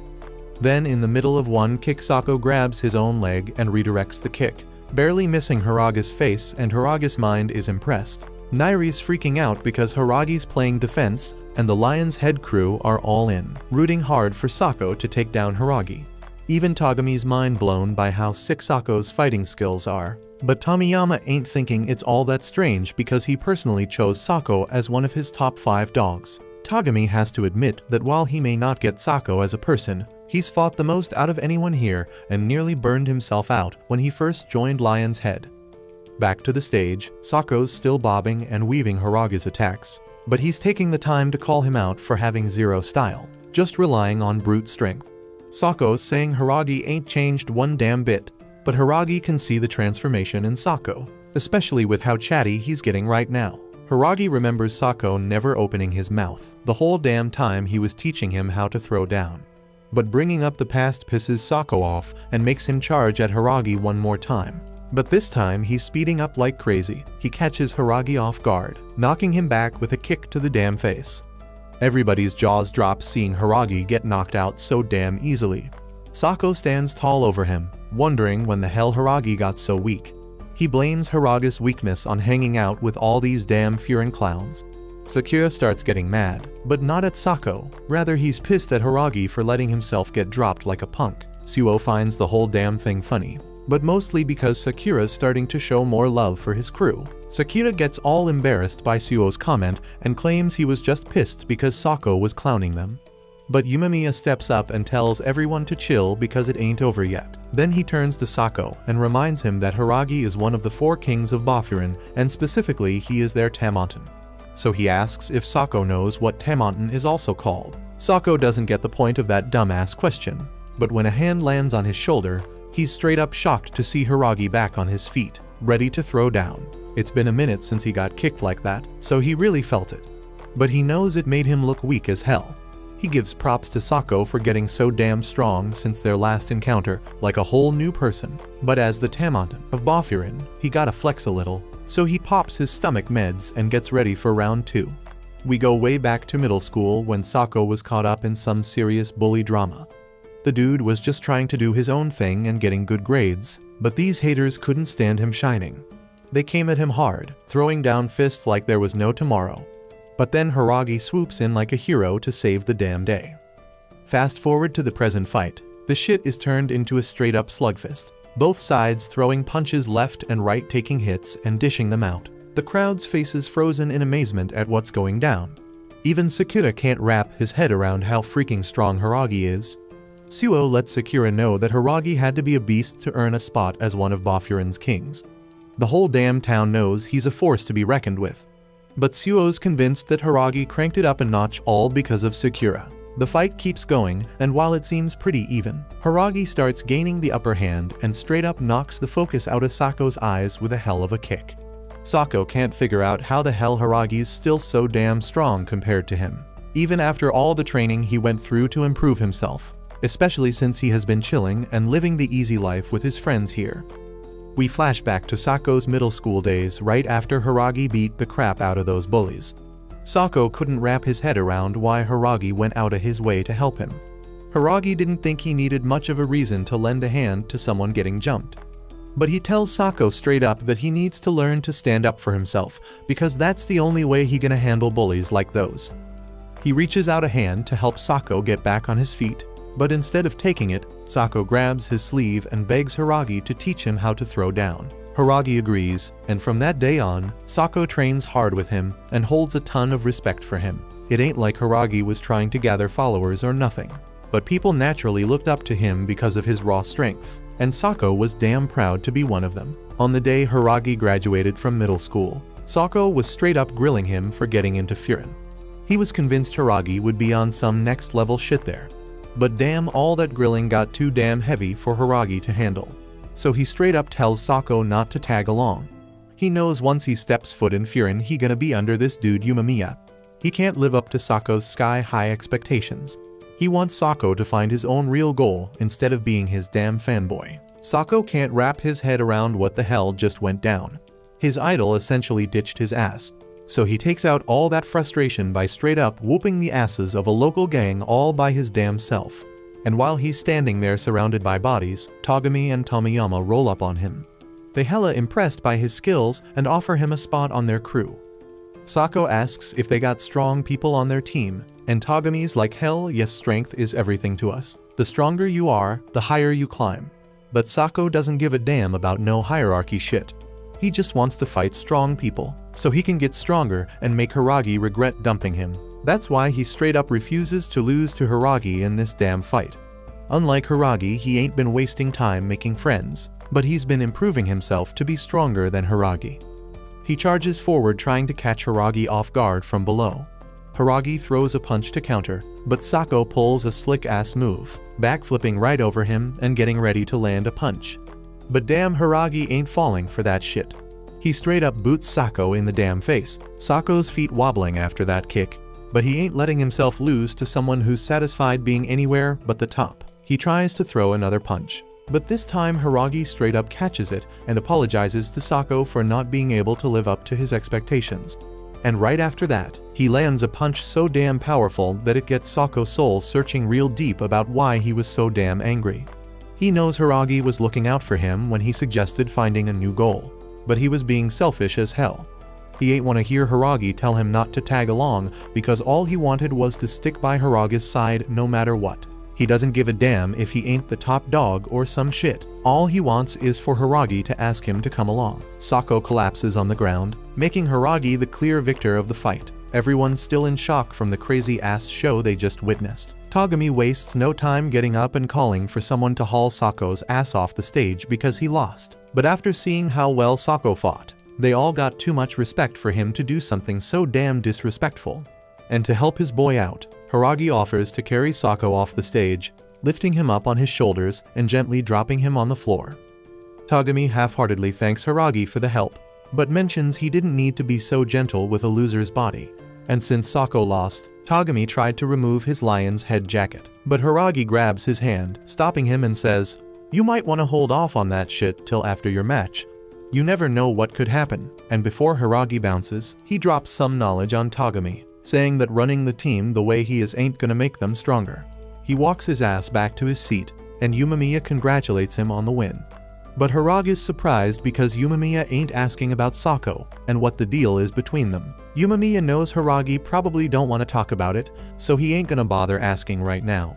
He tells Hiragi he can spill the whole story when he's ready. But for now, they should just focus on watching the next fight. We watch Togami drifting off, reminiscing about the past. Tomiyama snaps him back to reality, reminding him it's his turn. Togami tells Sakura to get ready, and the whole squad goes wild as Sakura declares he already is. The cheers get intense, and Suo points out they're going way harder than before. Everybody sending Sakura good vibes in their own way, and Umemiya tells him to have a deep conversation. Sakura remembers a fight being like a talk, but he ain't even sure what that means. But screw all that because Sakura reminds himself he told the kid to trust him with everything. Sakura just wanna wrap up the fight quick, but Togami wanna take his time and savor it. The two fighters gear up, and the crowd goes absolutely nuts with anticipation. Sakura tries to throw the first punch, but Togami straight up tackles him. Togami almost lands a bone-chilling punch, but Sakura manages to escape. The crowd cheers even louder, and Sakura gotta pull himself together from the shock of what just went down. Hiragi thinks about how Sakura been showing off his badass fighting skills these past few days, but Togami is the one keeping all them crazy lion's head dudes in line. He was only able to do that because he mad strong. Sakura points out Togami moving pretty damn fast for a dude who wanna take his time, but Togami doesn't even consider that a fast pace. Togami decides he gonna keep at this speed till Sakura can keep up, and Sakura is down to play along. They keep throwing down, and everyone's mind blown by Tagami's insane speed. Nairi wondering if Sakura had more than just dodges in his arsenal. Yumemiya breaking it down that Tagami and Tomiyama always been the standouts among the Lion's Head crew. That means Tagami on a whole nother level compared to the other dudes, and he damn sure Sakura is feeling that better than anyone right now. Just then Nairi goes all out celebrating as Sakura manages to land a hit, and Tagami impressed he already catching up. But Sakura still ain't fast enough because Tagami slams him down, and damn he nearly crushes his skull. Tagami remembers how Sakura dissed him in the tunnel, calling him lame. He explains that it really gets under his skin. Just then Sakura pulls off a sweet leg sweep on Tagami, but Tagami ain't having it and smashes Sakura's face into the ground. The crowd goes wild with cheers, but Nairi is freaked out. Tagami pretty disappointed to see Sakura knocked out cold so easily, so he lets him know that he's way lamer than he ever could be. Sakura tries acting all cocky, but Tagami schools him, saying only folks with power can act like that. Tagami assumes Sakura is fronting because he's rolling with a strong crew, but when he is all by himself, he has no voice. Hearing that makes Sakura furious, so he swings at Tagami. Tagami points out that he's still talking, but Sakura breaks free and keeps throwing down. Sakura agrees that freedom is only for those with power. Without it, you can't be true to yourself. As Sakura making his stand, everyone shocked when he lands a solid kick. Tagami seems to see Sakura as one of the people Sakura hates the most, so Sakura decides he can't lose to him no matter what. Sakura taking control of the fight now, and the crowd go dead silent, witnessing Sakura's sudden transformation. Nairi always knew Sakura had strength, but even he didn't see this coming. Sakura is mad as hell, reminding Tagami that losing to him means Tagami is dead wrong about everything. The Lion's Head obsession with power would mean nothing. Sakura keeps bombarding Tagami with attacks and finishes it off with a mega powerful kick straight to Tagami's face, leaving everyone stunned. Tagami tells Sakura not to get all cocky, and he counters with a devastating kick of his own, sending Sakura flying. Tagami explains that their devotion to power ain't no joke. Everyone cheering as he proclaims all Lion's Head dudes always strive to level up. Tagami stomps on Sakura's head, declaring that the Lion's Head guys way more powerful than those wannabe superheroes like the Bafurin crew. The whole crowd celebrating because they think Sakura down for the count, but soon knows the fight ain't over yet. Sakura's still kicking it somehow, and he's straight up saying the Lion's Head dudes ain't about that real power. He suggests they switch up their name to the Bully Club, because that's more their style because they enjoying beating down dudes when they already down. They even chase down middle school kids just to beat them up. Sakura ain't taking no loss from dudes like them, but Tagami had enough and stomps on his head again. Nairi can't even watch, but he's shocked when the crowd goes quiet because Tagami ain't stomped Sakura's head this time. Tagami is clueless about what Sakura talking about, so he steps away from the fight for a second. He thought Furin step on their turf for no reason, so he demand Kanema and Arima spill the beans. They admit they was messing with the middle school kid and try to put the blame on someone else, but Tagami ain't buying it. He is straight up laying a beatdown on them, and everyone just watching in shock. Tagami snatched their Lion's Head jackets off their lifeless bodies, and Tomiyama just tells him to quit stalling and get back to his fight. Tagami apologized to Sakura for making him wait and declare it's time to keep it going. We take a trip down memory lane to a festival. Younger Tagami is surrounded by a bunch of Lion's Head dudes, but he takes them all out. He is ready to throw down with even more of them. But then Tomiyama shows up, amazed that Tagami took them all down solo. Tomiyama can see Tagami got mad strength, so he asks him to roll with them. Tagami mad confused, so Tomiyama explain he just joined himself, but he guarantee that Tagami gonna dig being part of the Lion's Head. Tagami is hesitant at first, but Tomiyama keeps pushing. Time pass, and they get really tight. One day, Tomiyama asks Tagami if he know what devotion to power mean. It's a promise you make to stay true to yourself, never backing down for nobody, and power is what you use to set yourself free. Word starts spreading about how unbeatable Tagami and Tomiyama are as a duo. They even roll into other crews' territories solo and come out on top.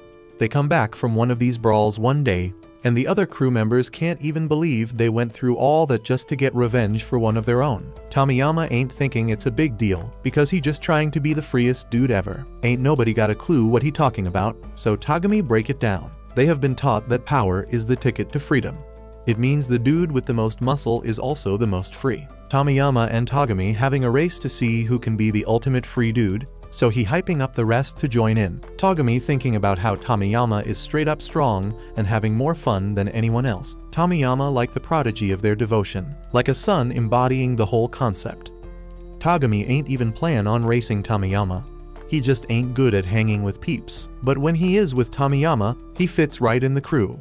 It's a blast, and he feeling hella liberated. Tagami thought having Tomiyama as the leader would make the crew even more free, but now he see he was wrong. One day, after Tomiyama take over as the boss of Lion's Head, he thinking about how the leader gotta be the strongest and the freest. Tagami is down with that idea, but Tomiyama looking all messed up because he realizes it ain't fun at all. He decides the only way to fix it is if everyone in Lion's Head is as strong as him. Tagami stoked to hear that and thinks Tomiyama wanna train everybody up. Just then, some dudes from the crew roll in with a member who got wrecked by the Zinc boys. Tagami ready to get revenge with Tomiyama, but he's straight up horrified when Tomiyama attacks the beaten up member. Tomiyama disappointed because the dude came back after getting crushed, and he explained that ain't gonna make him stronger. That means he can never be free, and that ain't no fun. That's when Tomiyama lay down the law that weak dudes ain't welcome in Lion's Head. He looking for Tagami to agree, but Tagami is still shocked. Tagami is sure this ain't gonna make nobody stronger, but Tomiyama reminding him he the boss. He is the toughest and the freest, so he calling the shots. Then Tomiyama straight up tells Tagami that if he ain't getting it, he better bounce. Tagami straight up tripping about what he hears, but he agrees to do what Tomiyama says. He agrees to spread the word about Tomiyama's beliefs, and he even agrees to lay down the beatdown on anyone who go against them. But Tagami got one favor to ask. He wants Tomiyama to always keep smiling around everyone. It's on that day that Tagami decides he gonna get dirty and covered in mud, because Tomiyama is like the sun, and the sun gotta be loved by everyone, even if it means blinding them with power to be free. Tagami swears he gonna keep this version of Lion's Head going till the sun shines again. Now back to the present, the dude's still going at it, but everyone's straight up shocked when Sakura starts taking charge. Sakura getting annoyed and straight up can't believe Tagami being for real. He points out that Tagami doesn't even seem like he wanna throw a punch or dodge his kicks. Sakura wondering what the hell Tagami trying to do, and Tagami can't help but wonder the same damn thing. Sakura's just dodging some of Tagami's attacks, but he can sense something ain't right. There's confusion in Tagami's fists. Sakura thought they picked this fight because they knew everything, but Tagami clearly clueless. Sakura wants answers, so he straight up asks Tagami why he started throwing punches at those dudes. He figured anyone with power could do whatever the hell they wanted in Lion's Head. But he's shocked when Tagami explains that scumbags ain't welcome in this turf. Turns out Tagami was trying to clean up their crew, get rid of all the scumbags. They ran into Bofurin at the bridge, and fighting Bofurin was Tomiyama's obsession. Tagami thought it might bring about some change, but damn, that fight just ended up wrecking them all. Tagami ain't turning back though. He made the wrong choice that rainy day, and he's sticking to this messed up path. Sakura ain't having it and asks what the hell Tagami's trying to accomplish. He's shocked when Tagami straight up says he wants to head to the mountains. Sakura don't give a damn about any of that. He straight up points out that Tagami's one of the scumbags he's trying to get rid of. The dude's doing scumbag stuff, and Sakura thinks he's hella lame for it. Sakura wants Tagami to realize that himself, so he's gonna do it by winning this fight. Once that happens, Sakura's certain Tagami will stop being a lame ass and become an awesome dude he can actually fight against. Tagami thinks Sakura's being selfish, but Sakura don't give a damn. That's just how it goes when you push your will through in a fight. As Sakura launches his attack, he declares that no matter how strong his opponent is, even if they saved his life, he never looks away or changes who he is. That shit triggers Tagami's memory once again. He remembers how shocked he was when Tomiyama told him he could bounce from Lion's Head if he didn't like his vision. Tagami decided to do all the dirty work so Tomiyama could keep smiling with everyone. Sakura's attack lands, and so do his words. Tagami starts laughing as he gives props to Sakura for pushing his buttons really good. Tagami throws a punch at Sakura, and Sakura's glad because he can tell Tagami's finally getting serious. Sakura throws the nickname Shaggy at him, but Tagami ain't having it. He kicks off his sandals, getting ready for a real deal fight, and demands to be called by his real name. Tagami's finally ready to throw down, so he calls Sakura by his name and tells him it's time to fight. These two fighters go all out, landing mad attacks on each other. The crowd goes dead silent, watching this straight-up brawl go down. Ain't no holding back from either of them. But the crowd's freaked out because they notice Sakura and Togami both laughing their asses off, even though they're beating the crap out of each other. Shit gets real brutal as they straight up wreck each other with a barrage of attacks, but they're both loving every second of it.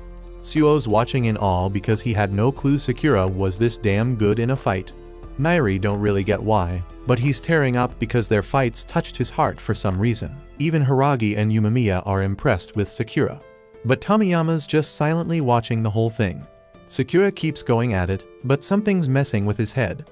He's supposed to be fighting some dude who does lame-ass stuff, so he can't figure out why fighting Togami feels so damn right. Sakura's also surprised because he's never been called by his name during a fight before. Togami's doing some thinking of his own, noticing that Sakura's having a damn good time in this brawl.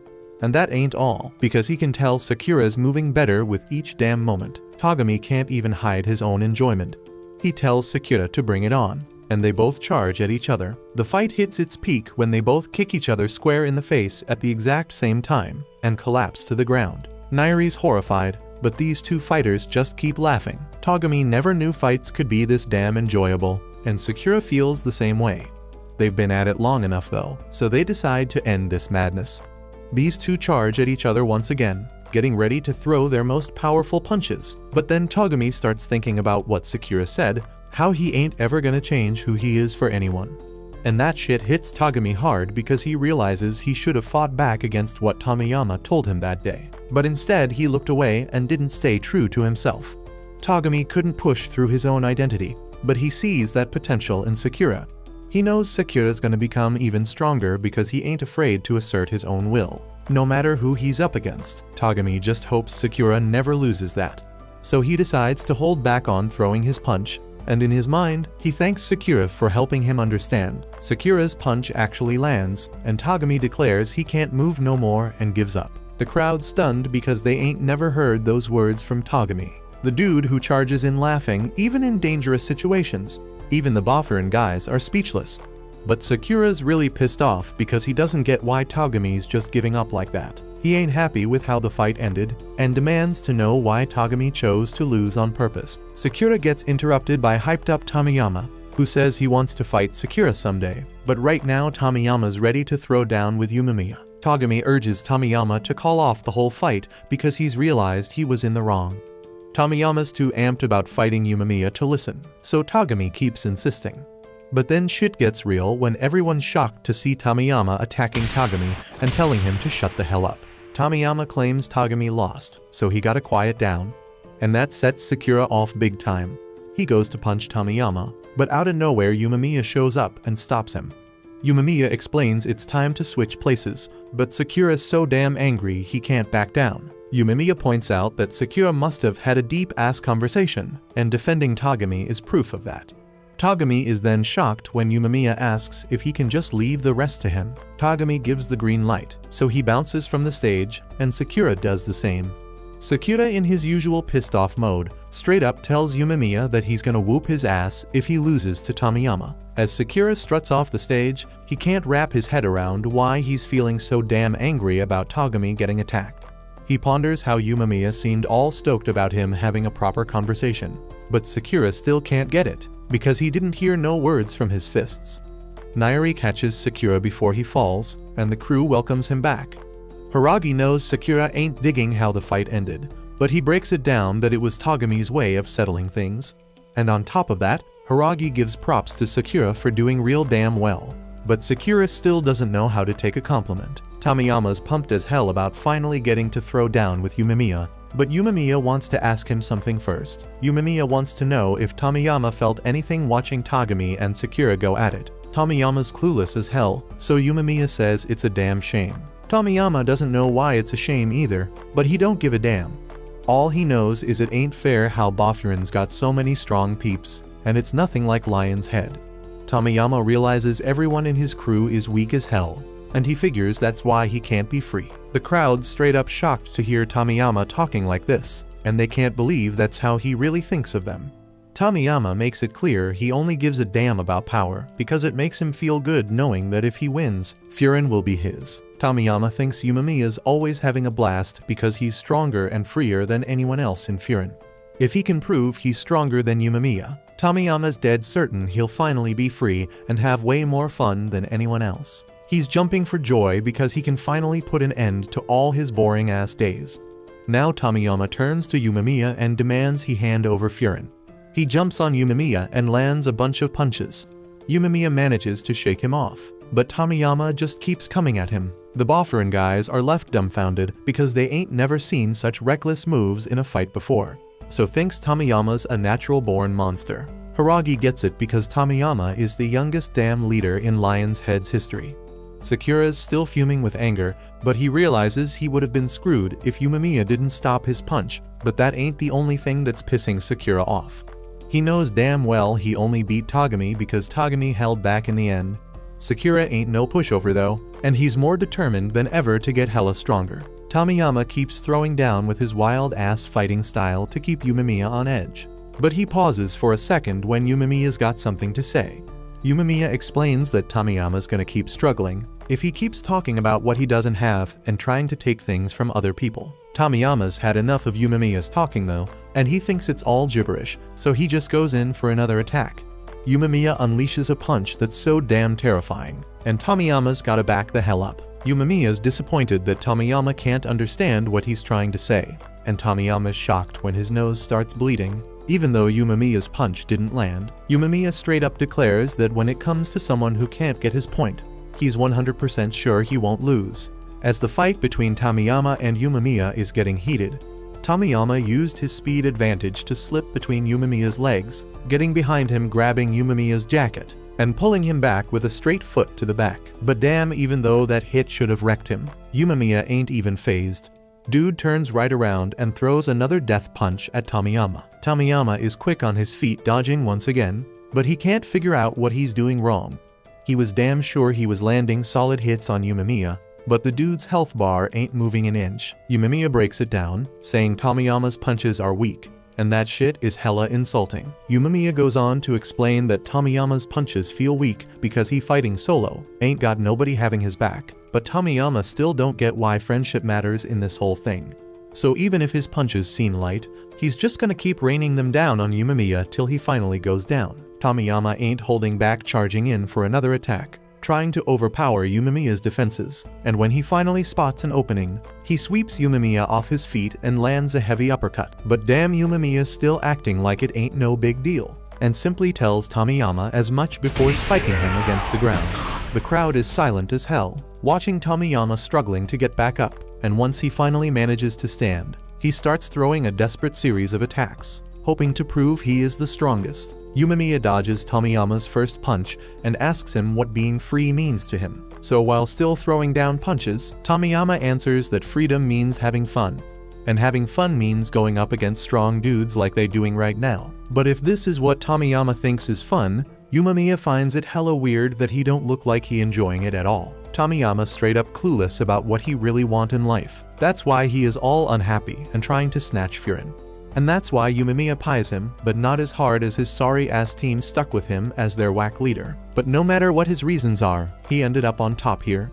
So Yumamiya gonna show him how a true leader should roll. While everyone watching, Yumamiya straight up laying a beat down on Tomiyama, with no chance for him to fight back. Nairi start talking about how damn glad he is to be at Furin Academy and have Yumamiya as his leader. Back on stage, Tomiyama still ain't getting what Yumamiya means when he's saying he should treat his peeps better. There was a time when everyone was having fun, but that was a long time ago, and he still doesn't get why things gotta change from how they used to be. Tomiyama got so much he don't understand, and he is tired of folks bringing it up. So he gives up and declares he ain't trying to steal Yumamiya's crew no more. He doesn't need them or anything else. For that matter, Tomiyama's world has been dull and gray for ages, barely remembering when things turned out like this. To him the world is all dry and icy, but nothing he do can change it.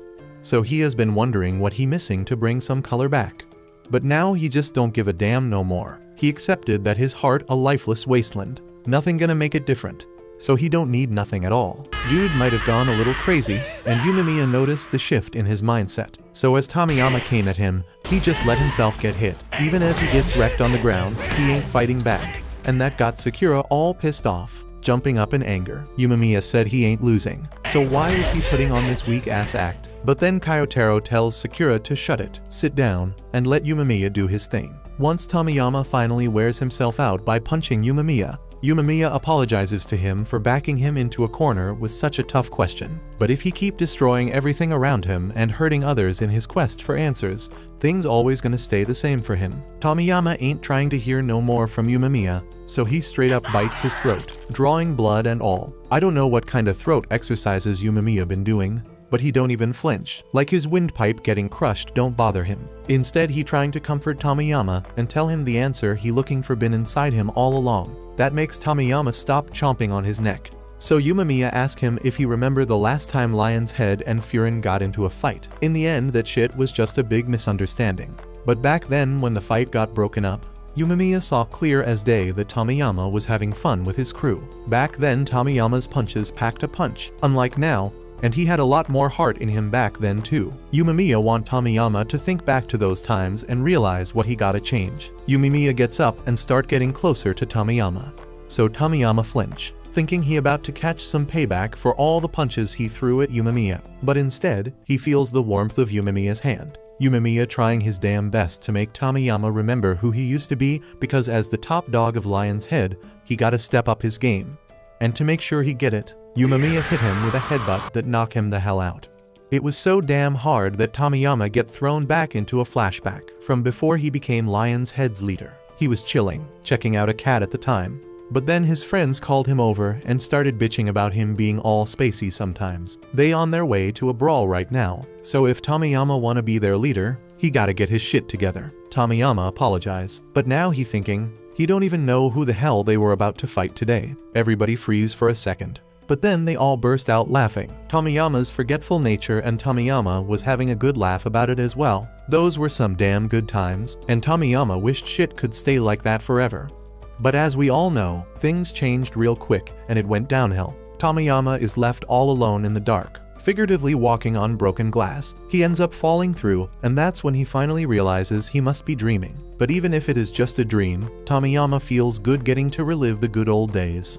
Dude woke up and saw Togami standing there, wearing a sad face, and he don't get why. But then it hits him, it's because he lost to Yumemiya. Anyway, he starts spilling about the dream he had, where everyone was smiling and having a blast. Seeing that shit made something click in his head, and now he gets it. The only way he can truly have fun is when everyone around him having a good time too. Togami apologized to Tomiyama for not having his back when he needed it. They had no clue what he was going through, so they dipped and left him alone. Togami couldn't stand seeing Tomiyama hurting others, and he couldn't forgive him for crushing his dream. Tomiyama had no idea about Togami's dream, which was to have everyone love Tomiyama. That's why when Togami saw the look in his eyes, even though he knew it was messed up, he turned a blind eye and let Tomiyama spiral down that messed up path. But after throwing down with Sakura and learning about his ideals to never back down, Tomiyama realizes that as a Lion's Head member, he should have confronted him right then and there and made his feelings known. He apologizes again for not talking to Tomiyama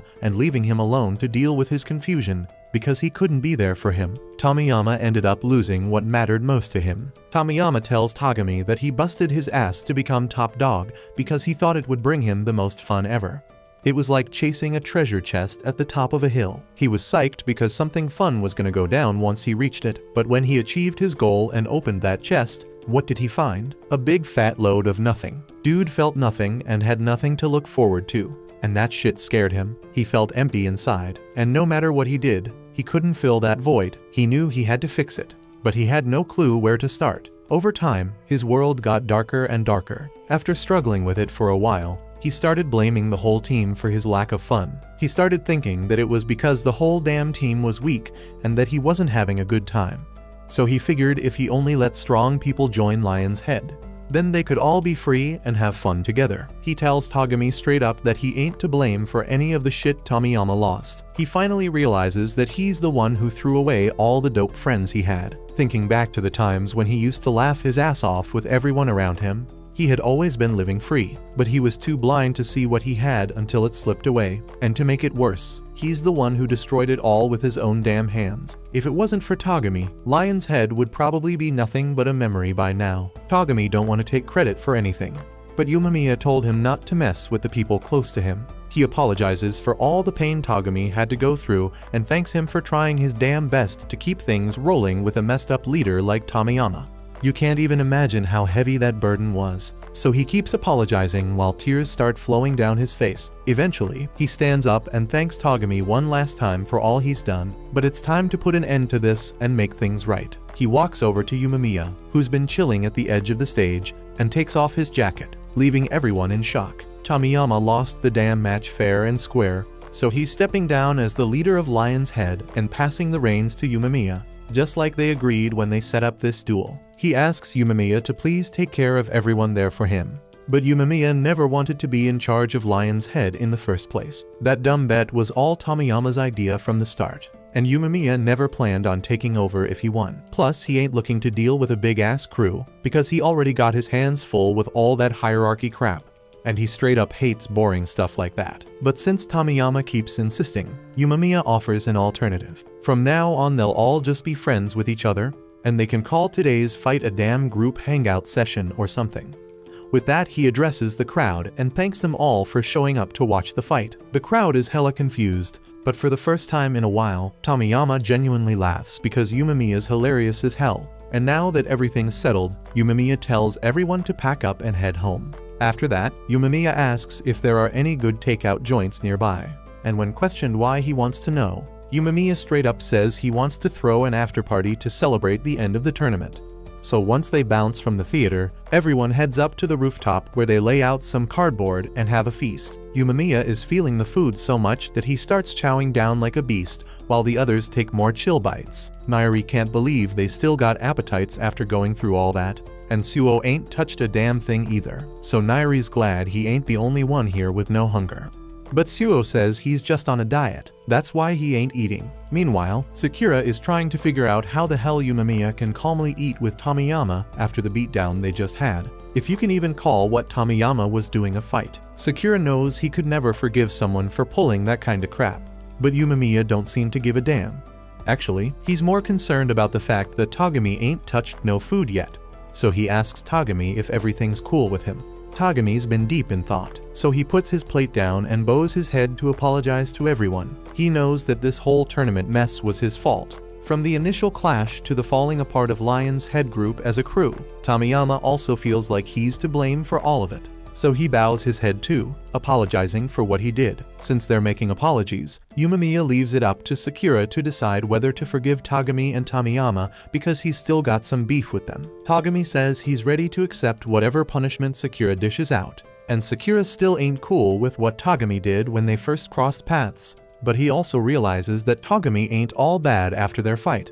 So Sakura just tells Togami to make sure he becomes a decent person from now on. Togami promises, and Yumamiya declares that the whole thing is officially settled, and he goes back to his eating. Yumamiya's having a blast, so Tomiyama asks him how the hell he always manages to enjoy himself as the big shot of Furin. Yumamiya says it's because he's all about that good food, but it's only truly fun when he can eat down with his crew and crack jokes. That's why he's having a blast right now. And it ain't got nothing to do with being the top dog at all. Tomiyama gets what Yumamiya is saying because he remembers how much fun he used to have before he became the top dog of Lion's Head.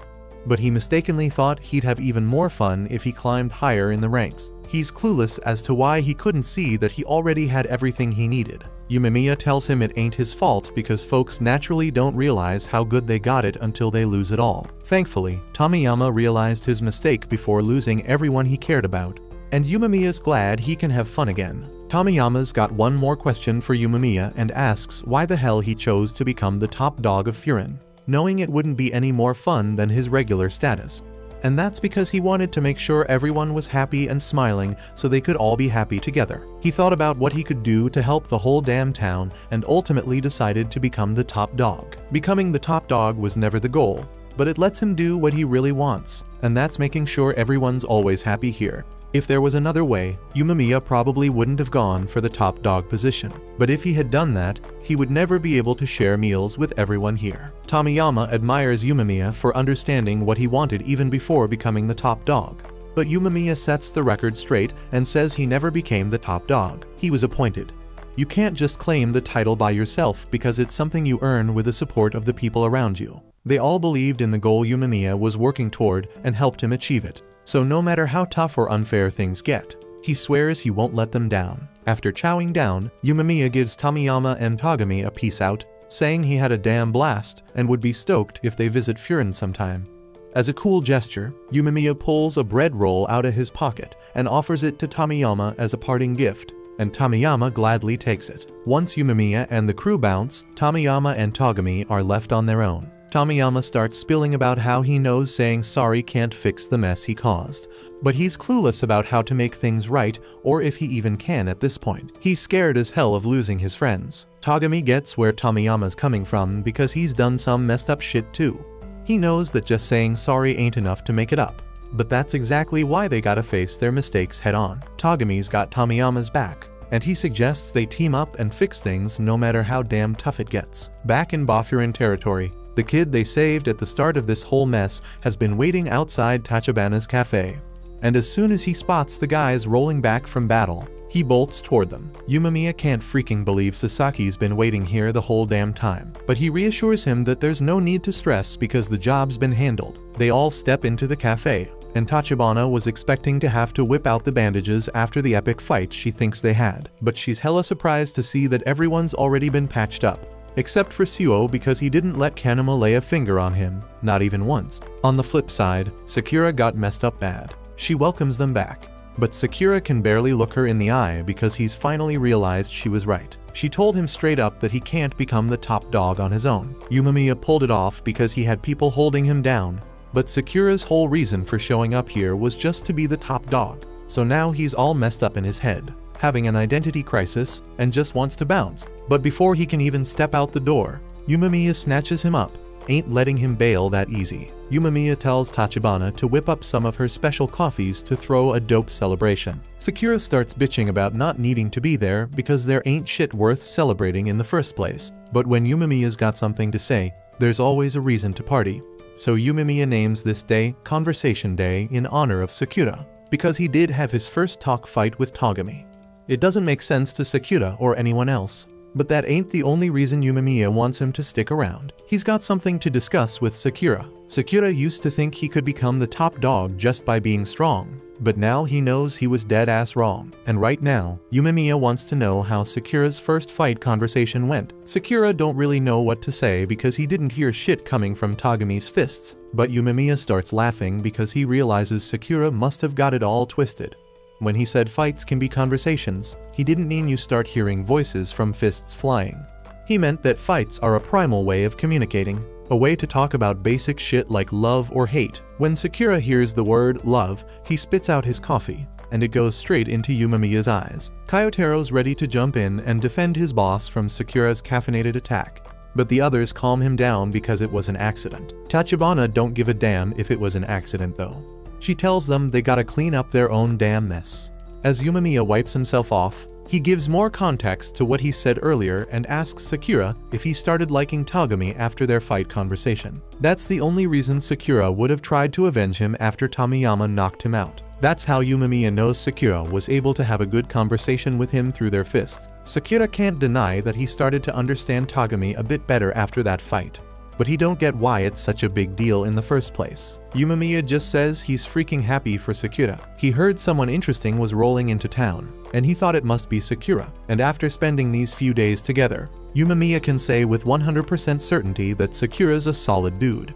And when a solid dude like Sakura shows up, Umemiya's always down to throw a celebration. If that's the case, then Hiragi suggests they could have just called it a welcoming party for Sakura instead of a conversation party, and Umemiya thinks that's a freaking great idea. Sakura still can't wrap his head around how these peeps here are so damn accepting of him, especially how Umemiya can just pull him to his side like it's nothing. Sakura came here with one goal in mind: to snatch that top dog title from Umemiya. But now he knows that shit ain't happening. Ain't nobody ever accepted him before. which is why he swore to get strong all by his damn self. He came here to prove himself, claim that #1 spot, and feel validated in his lonely-ass pursuit of strength. But turns out, you need the support of others just to have a shot at being the top dog. And because Sakura can't accept other peeps, he's never gonna reach that #1 spot. But hold up, Nairi cuts Sakura off right there and corrects his statement about not being able to accept others. Because when Sakura first met Nairi and got his ass handed to him, he still had the balls to say Nairi wasn't lame. And that shit made Nairi really happy. Nairi forgets the rest of what he wanted to say, but Sakura still gets the message loud and clear. Then Umemiya straight up asks Sakura if he knows what it takes to have a conversation with your fists, and Sakura's clueless. So Umemiya breaks it down for him. To have a real talk with your opponent, you gotta be willing to face them and actually want to get to know them. And Sakura was able to do just that. Umemiya ain't saying Sakura gotta suddenly accept everyone around him, but if he wants to learn how to accept peeps, he at least needs to start by facing them head on. The fact that Sakura was able to do that with Togami is proof that he still wants to believe that folks around him can be good, and if he can learn to accept people, he can achieve any damn thing he sets his mind to, even becoming the top dog. The warm smiles from the peeps around him reassure Sakura that not everyone's as trash as he thought, even though it's hella embarrassing for him. So he blurts out that when he becomes the top dog, it means he defeated Umemiya, and that's definitely true. But Umemiya just laughs it off and says it's a problem for future him to deal with. Just then, Kyotaro gets up and grabs a damn chair, ready to chuck it at Sakura because he's been getting hella jealous of all the bonding Sakura's been doing with Umemiya. Hiragi's holding him back, but Sakura's all set to throw down if Kyotaro wants to. And Tachibana just straight up yells for them to take that shit outside if they really want to fight. The next day, Sakura steps out onto the street, still feeling the aftermath of his brawl yesterday.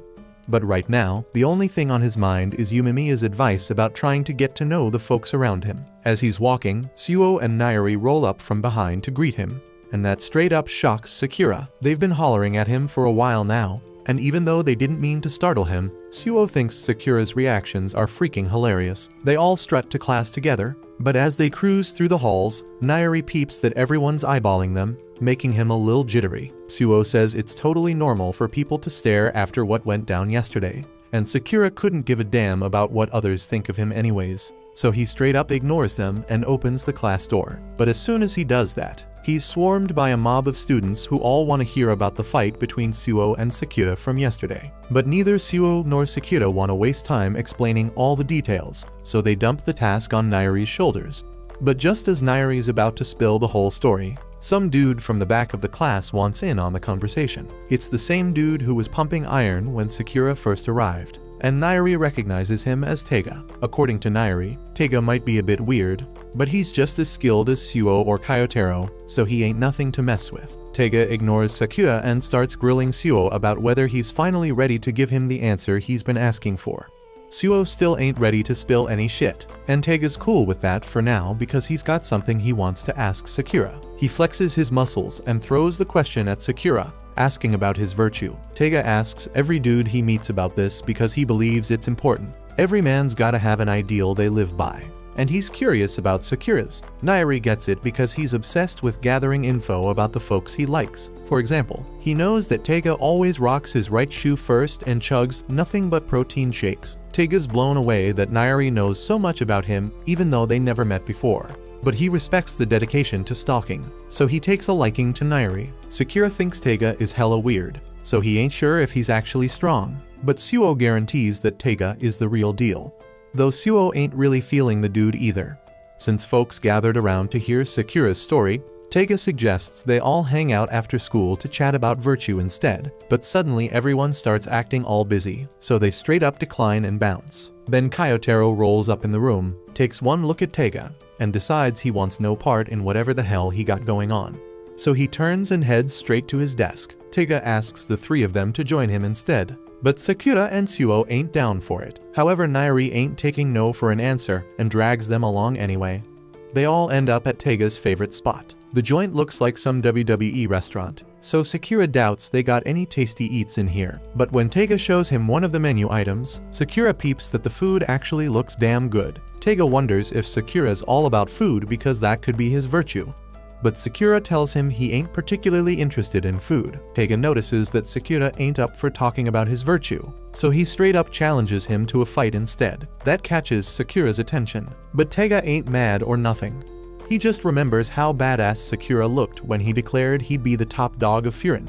So there's no way he don't have some kind of virtue in him. But if he ain't feeling talking about it with words, then Taiga wants Sakura to show him with his fists instead. Sakura is all in for a good fight, but their attention gets pulled to the front door as one of their classmates walks in. Sakura recognizes Mitsuki, but he also peeps that dude's holding hands with a girl. Sakura ain't never done that before, so he feels defeated and hangs his head. Mitsuki greets his classmates, but as soon as he spots Taiga, he decides to take his date to the back of the restaurant to keep as far away from his weirdness as possible. Nairi is hyped to see Mitsuki there because it means 4 out of the 5 strongest peeps in the first year class are all chilling together at once. Taiga's stoked to see Nairi having a blast, and Nairi starts talking about how Mitsuki used to go to some fancy-ass rich kid's middle school, but that didn't stop him from straight up whooping older troublemakers all by himself.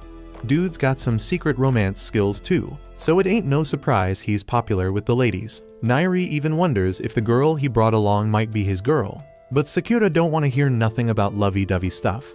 He just wants to know how strong Mitsuki is. Taiga shouts out to Mitsuki, letting him know that Sakura wants the lowdown on him. Mitsuki turns around and locks eyes with Sakura. He's cool with chatting it up, but it'll have to wait because he's still on a damn date. Taiga ain't getting the hint though, so he keeps bothering Mitsuki to join them for a conversation right now, and he even invites the girl, but she looks scared as hell, so Mitsuki tells Taiga to cut it out. He knows Taiga ain't meaning no harm, but the dude's built like a damn truck, so if he starts hollering out of nowhere, it's gonna freak people out, obvious as hell. And if Taiga don't learn to adjust his behavior, he ain't never gonna be popular with the ladies. Taiga realizes his mistake and offers a sincere apology for scaring the girl, but since she's already freaked out, Mitsuki suggests they head to another restaurant instead. Taiga feels bad about scaring her because it goes against his own virtue, but before he can explain further, they notice some commotion going down outside. By the front door, Mitsuki and the girl have been surrounded by a gang, and when the others step out to see what's going on, Mitsuki tells them he saw a dude harassing a girl, so he laid him out and brought the girl here. But it seems the guy wanted payback, so he rounded up his buddies to track Mitsuki and the girl down. Looks like Mitsuki was just helping the girl out, so Taiga grabs his shoulder and starts telling him how freaking awesome he is. His virtue must be looking out for the ladies. But while Taiga keeps going on and on about virtue, Mitsuki tells him it ain't the time for distractions, but Taiga ain't listening, so Mitsuki was about to get sneak attacked. But luckily Sakura steps in and takes down the attacker with a kick. If there's one thing Sakura can't stand, it's folks trying to jump people in a fight, so he ain't letting them get away with it. Taiga agrees with Sakura, so they both ready to face the mob together. Suo, looking out for her safety, tells the girl to step back so she don't end up as no hostage or something.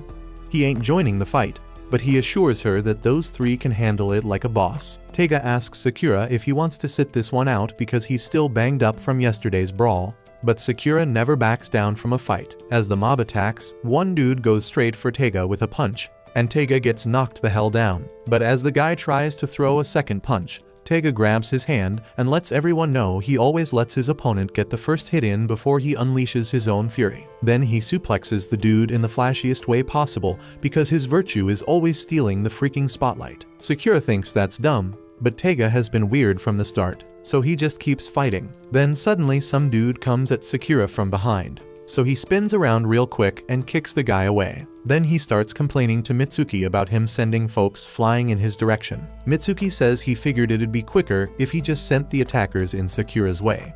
So when another guy tries to sneak up on him, he sends the dude flying towards Sakura. Since it's basically just Sakura and Taiga doing all the fighting, Nairi wonders if Mitsuki's pushing them their way because he enjoys it. But Suo thinks it's more about keeping the attackers far from the girl and Nairi, who can't fight for shit. Then he tells Mitsuki he ain't gotta worry about it because he got their backs. And when one guy tries to come after the others, Suo gives him a one-way ticket to the damn floor. With everything under control, the fight ends with a straight-up win for the Furin boys. And now that the fight's over, Taiga tells Sakura he can say the slogan now. Sakura ain't got a clue what he talking about, but it's understandable since he been here for only 3 days. so Taiga tells him to memorize what he is about to say. Anyone who causes pain, wrecks shit, or got evil intentions in their heart will get their asses kicked by Furin with no exceptions. And to really drive the point home, Mitsuki steps up to the dude who started this whole mess and warns him about what'll happen if he pulls some dumb shit like this again. Once they bounce, Mitsuki tells the girl she's all good now, and she's genuinely grateful for how much he and the others helped her. As she's about to split, Mitsuki mentions how he knew Sakura had to be strong after seeing him handle his fight with Togami. But he never expected Sakura to be this damn strong. Taiga brings up how Sakura's aiming to be the top dog eventually. But Mitsuki didn't know about that because he was too busy playing a game when Sakura first introduced himself. He's glad he found out about Sakura's strength before the vote for the great captain. But anyway, he wants Sakura's contact info so they can keep in touch.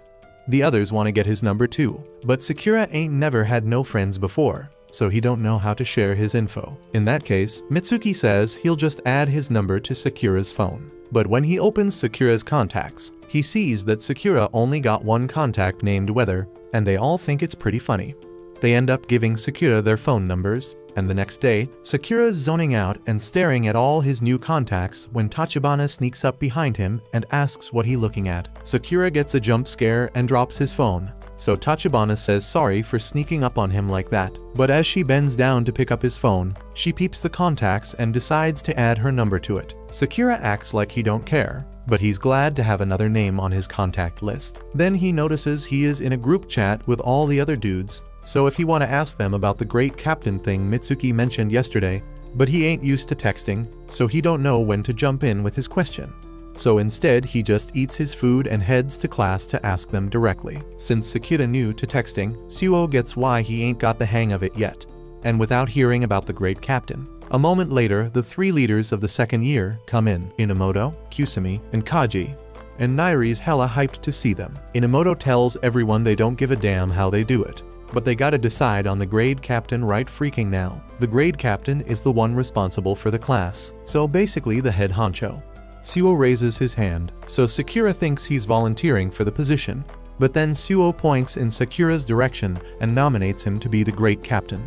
Sakura tries to speak up, but everyone starts shouting that Sakura would make a dope captain. Sakura trying to say Kyotaro would be a better fit, but everyone is quick to point out he ain't cut out for that kinda role. Sakura argues that he ain't either, but the real issue is that he is an outsider. Other students ain't tripping though because Sakura done proved himself in a short time and earned their trust, plus the three skilled dudes in the class vouching for Sakura. Sue steps up and offers to be one of Sakura's right-hand peeps, suggesting Nairi for the other spot. Sakura can't even believe what's going down because the grade captain is like the cream of the crop. He reflects on how he wanted that top spot just for his ego, and it hits him that he acting like Tamayama. Right then, one of the second-year sidekicks got impatient and straight up said grade captain ain't all that special. Dudes yelling hella loud, but everyone getting shocked when he takes off his headphones and his voice goes back to normal. Turns out he has been blasting his music way too damn loud. Got folks wondering if he is about to blow out his eardrums. He decides to settle things and straight up tells Sakura to take the captain role. He points out ain't nobody expecting Sakura to be flawless, and if things don't go well, they can always swap him out for someone else. Sakura gets mad and tells the second-year captain that he should be the one deciding. But he gets hit with a bombshell when the dude explains that Kaji is the real second-year captain. Inamoto steps up and announces that Sakura gonna be the first-year captain. But Sakura is quick to remind them he ain't agreed to anything yet. Inamoto reminds Sakura he just said the captain gotta make the call, and Kaji already did. Everyone trying to reassure Sakura that he gonna be just fine, except for Kyotaro who knocked the hell out. Nairi was shocked when the second years started sharing contact info with Sakura and Suo. Inamoto mentioned there are a lot of talented first years this time around and told Sakura to give it their all in leading them. Sakura ain't got a damn clue about how to handle this, so Inamoto straight up tells him to do whatever the hell he feels like for now. But that just pisses Sakura off even more because he doesn't want anything either. Inamoto gets an idea and tells the three dudes to stick close to Kaji while he does his rounds. Nairi spills to Sakura that Kaji used to be quick to throw down in fights before middle school, so you never know what might set him off. Right then, some old lady starts crying about losing her kid, and Kaji assures her they're gonna find her. Nairi's hella surprised when Kaji ends up passing the task to Kusumi. Sakura can't believe it either because they thought a badass captain would be all hands-on, like Umamiya. Nairi's worrying about the missing kid, and Sakura declares they're gonna make damn sure to find her. Just then, Sakura gets shocked when he sees that Suo-dun shared his words in the group chat. Sakura's thinking nobody gonna give a damn, but turns out everyone's hyped about it. Sakura then bumps into some freaking cat, and Inamoto shows up to reveal that the missing child is actually a missing cat. They start chasing after the feline, but that sucker ends up climbing a freaking building, and Inamoto's like, ain't shit we can do now. But Sakura straight up shocks everyone with their parkour skills and smoothly scales that damn building. Sakura's right on the cat's tail, and Kaji's watching him closely. Sakura barely dodges smashing into someone, but still struggling to catch that damn cat. The dumb furball jumps off some sketchy bridge, and Sakura's left with nothing to do. But Sakura gets a major shock when Kaji comes out of nowhere and dives after that little devil. A few moments later, the old lady's all grateful to Inamoto for saving her cat, but he gives all the credit to Kaji. She goes to thank Kaji, but he just tells her to make sure it doesn't happen again. She promises to be more careful, and the crew gets a thank you gift. Sakura goes and asks Kaji what the hell he wants as a captain, but Kaji got zero clue what he talking about. Kaji explains he didn't even want to be captain in the first place, but only did it because his buddies wanted him to.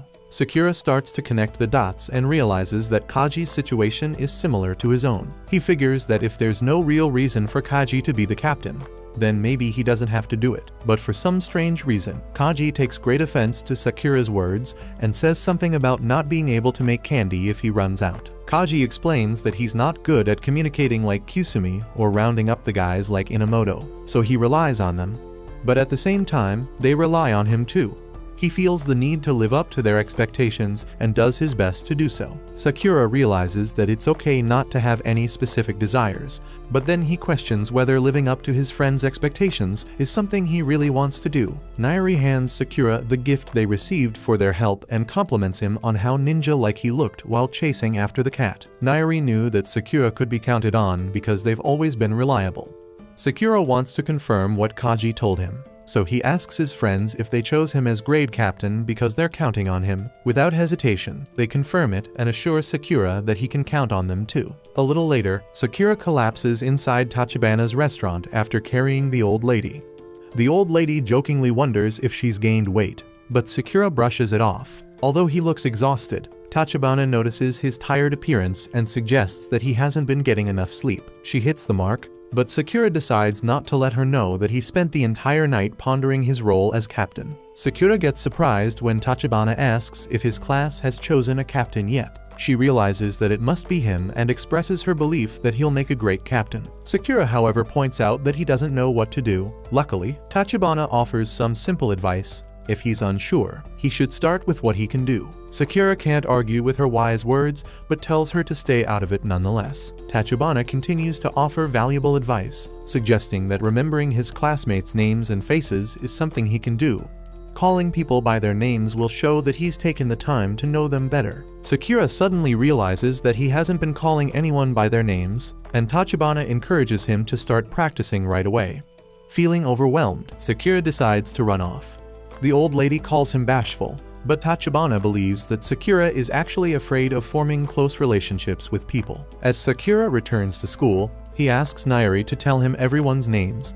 His sudden interest in getting to know everyone surprises his friends, and Sakura simply explains that it wouldn't hurt to know more about them. His friends playfully question whether he even knows their names, which offends Sakura. Nairi continues naming the students, but one named Anzai appears upset and leaves the class. Just then, an announcement is made for the first captains and their secondaries to meet on the roof. Nairi eagerly wonders what it could be and urges Sakura to hurry up. When they arrive, they find that everyone else is already there, and Kyotaro is working on some gardening. Inamoto explains that the first captains and secondaries are mostly guys who were famous during their middle school days. The second-year students are mainly those who carried over their captain positions from their first year in secondary school. Suo has already talked to most of these guys, but Sakura feels overwhelmed because he now has even more names and faces to remember. Sensing Sakura's stress, Nairi begins going over everyone's names. Sakura can't believe that Nairi knows all the names of the captains, but Nairi points out that he actually knows the names and faces of everyone at the school. Even Suo is shocked to hear this, and Nairi explains that he recently borrowed the school roster to memorize all the names. Nairi knows that he isn't particularly useful in a fight, so he thought he could make Sakura's life a bit easier by memorizing everyone's names for him.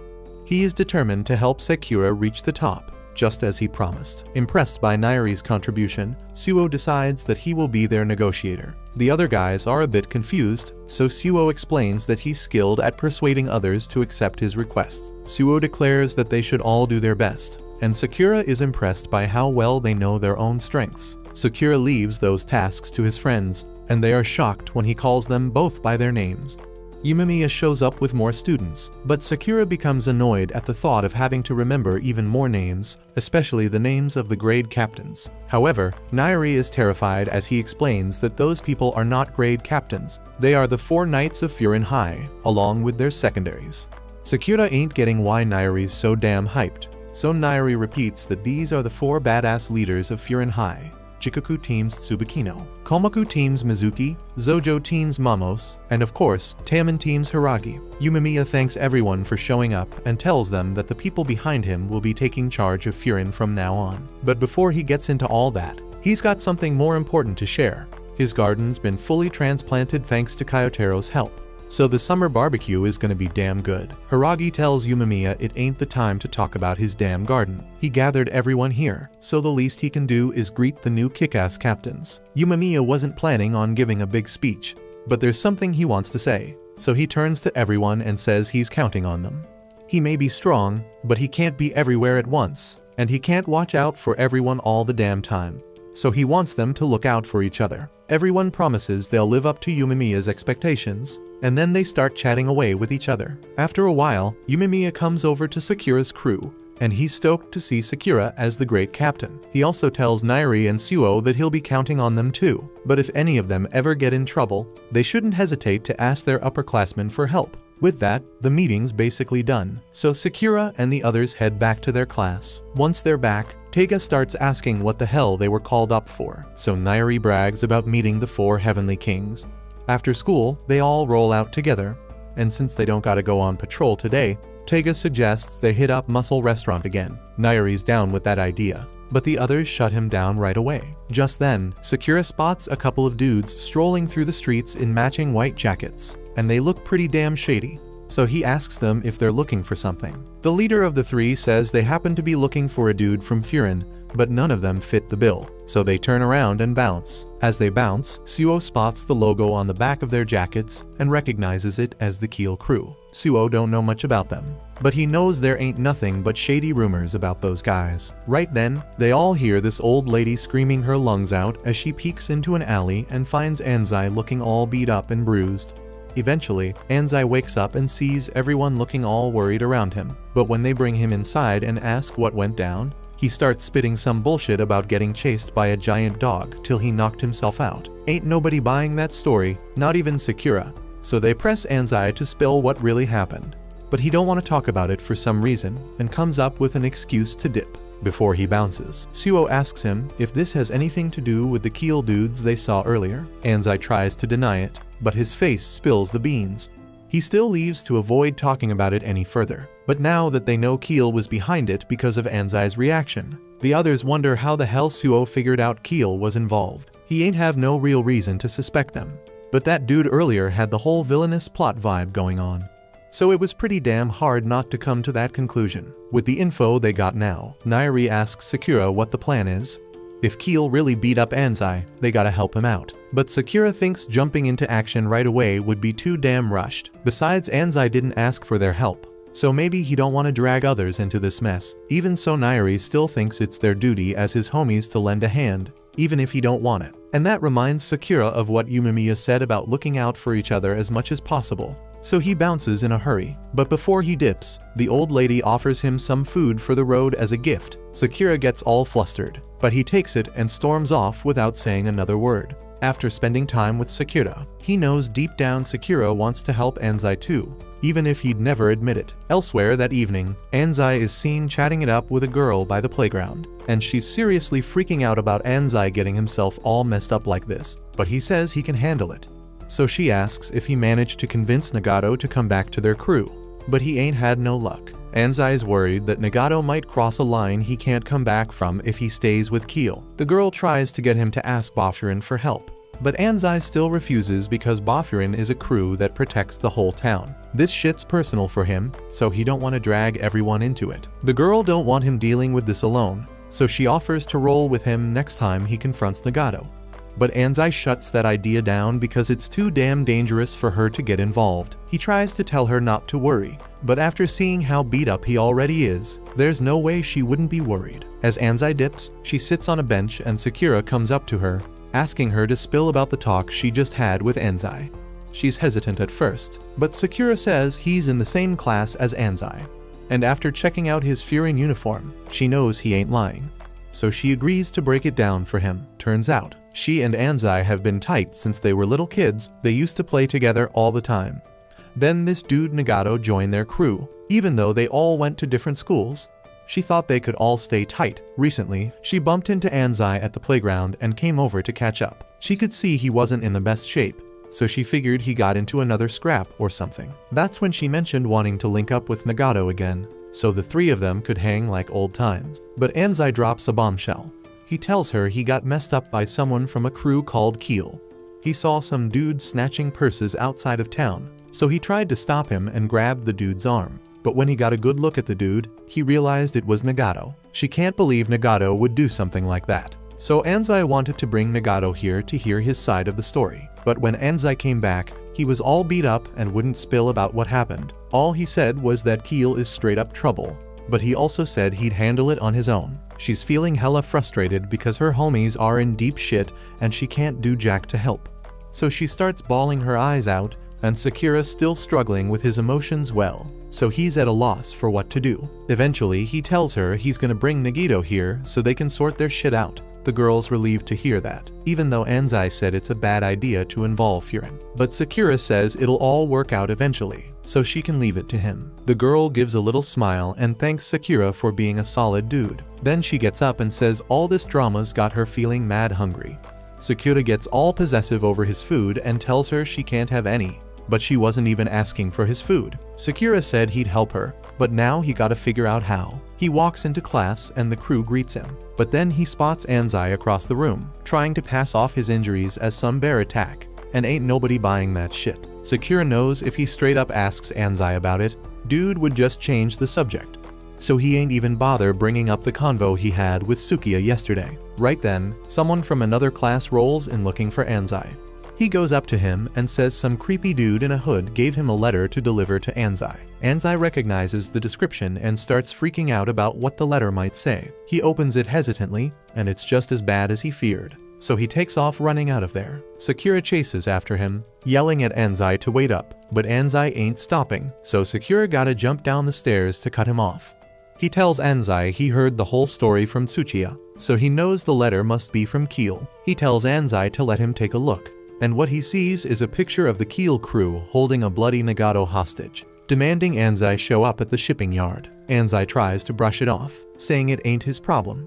But Sakura grabs his shoulder and sincerely asks for the deets because he really wants to help. Finally, Anzai agrees to spill everything. He tells Sakura that 2 days ago he saw a Keel member snatching an old lady's purse, so he stepped in and grabbed the dude. But when he pulled the guy's hood down, he realized it was Nagato. Nagato freaked the hell out, punched Anzai in the face and dropped the purse. Anzai couldn't believe his damn eyes. So the next day he goes back to the same spot to find Nagato and gets some damn explanation. And when he finally spots him, Nagato's getting yelled at for not stealing enough cash. The dude holding him by the shirt threatens to punch him for every 1,000 yen he's short. Anzai ain't about to just sit there and watch Nagato take a beatdown. So he rushes in, kicks the leader away, and offers Nagato a hand to escape. But Nagato smacks his hand away and tells Anzai he shouldn't have come. The others hand Nagato a stick, and he takes it reluctantly. But he can see on his face he ain't happy about what he is about to do. He swings that stick and cracks Anzai across the head with it. But eventually, Anzai manages to break free and ends up in an alley where Sakura and the crew find him. Sakura can't understand why Nagato would stick with Keel after all the shit they put him through. And Anzai don't get it either, but he knows something seriously messed up if Nagato was crying like that. Back when they used to play together, Nagato never shed a tear, even when he broke his leg or they got lost in the damn forest.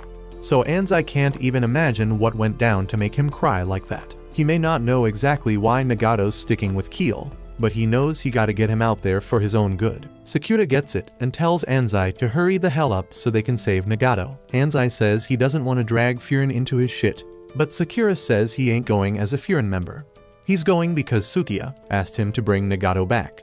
So it's his problem now too. At the same time, the whole damn class starts coming down the stairs because they heard the whole story. They ask Anzai why the hell he didn't tell them, and he says he didn't want Furin to get involved because they are supposed to protect the town, not deal with shit outside of it. Tega steps up and says they ain't helping him because they're Furin members. They're helping him because they're his damn friends. Even Kyotaro wakes up from his nap, all pissed off to lend a hand. Now that everything's sorted, the whole damn class heads out to the abandoned shipping yard to rescue Nagato, when Inamoto and his crew see them from the window and wonder what the hell they are up to. This was the end of Season 1. Thanks for watching and subscribe for more anime recaps.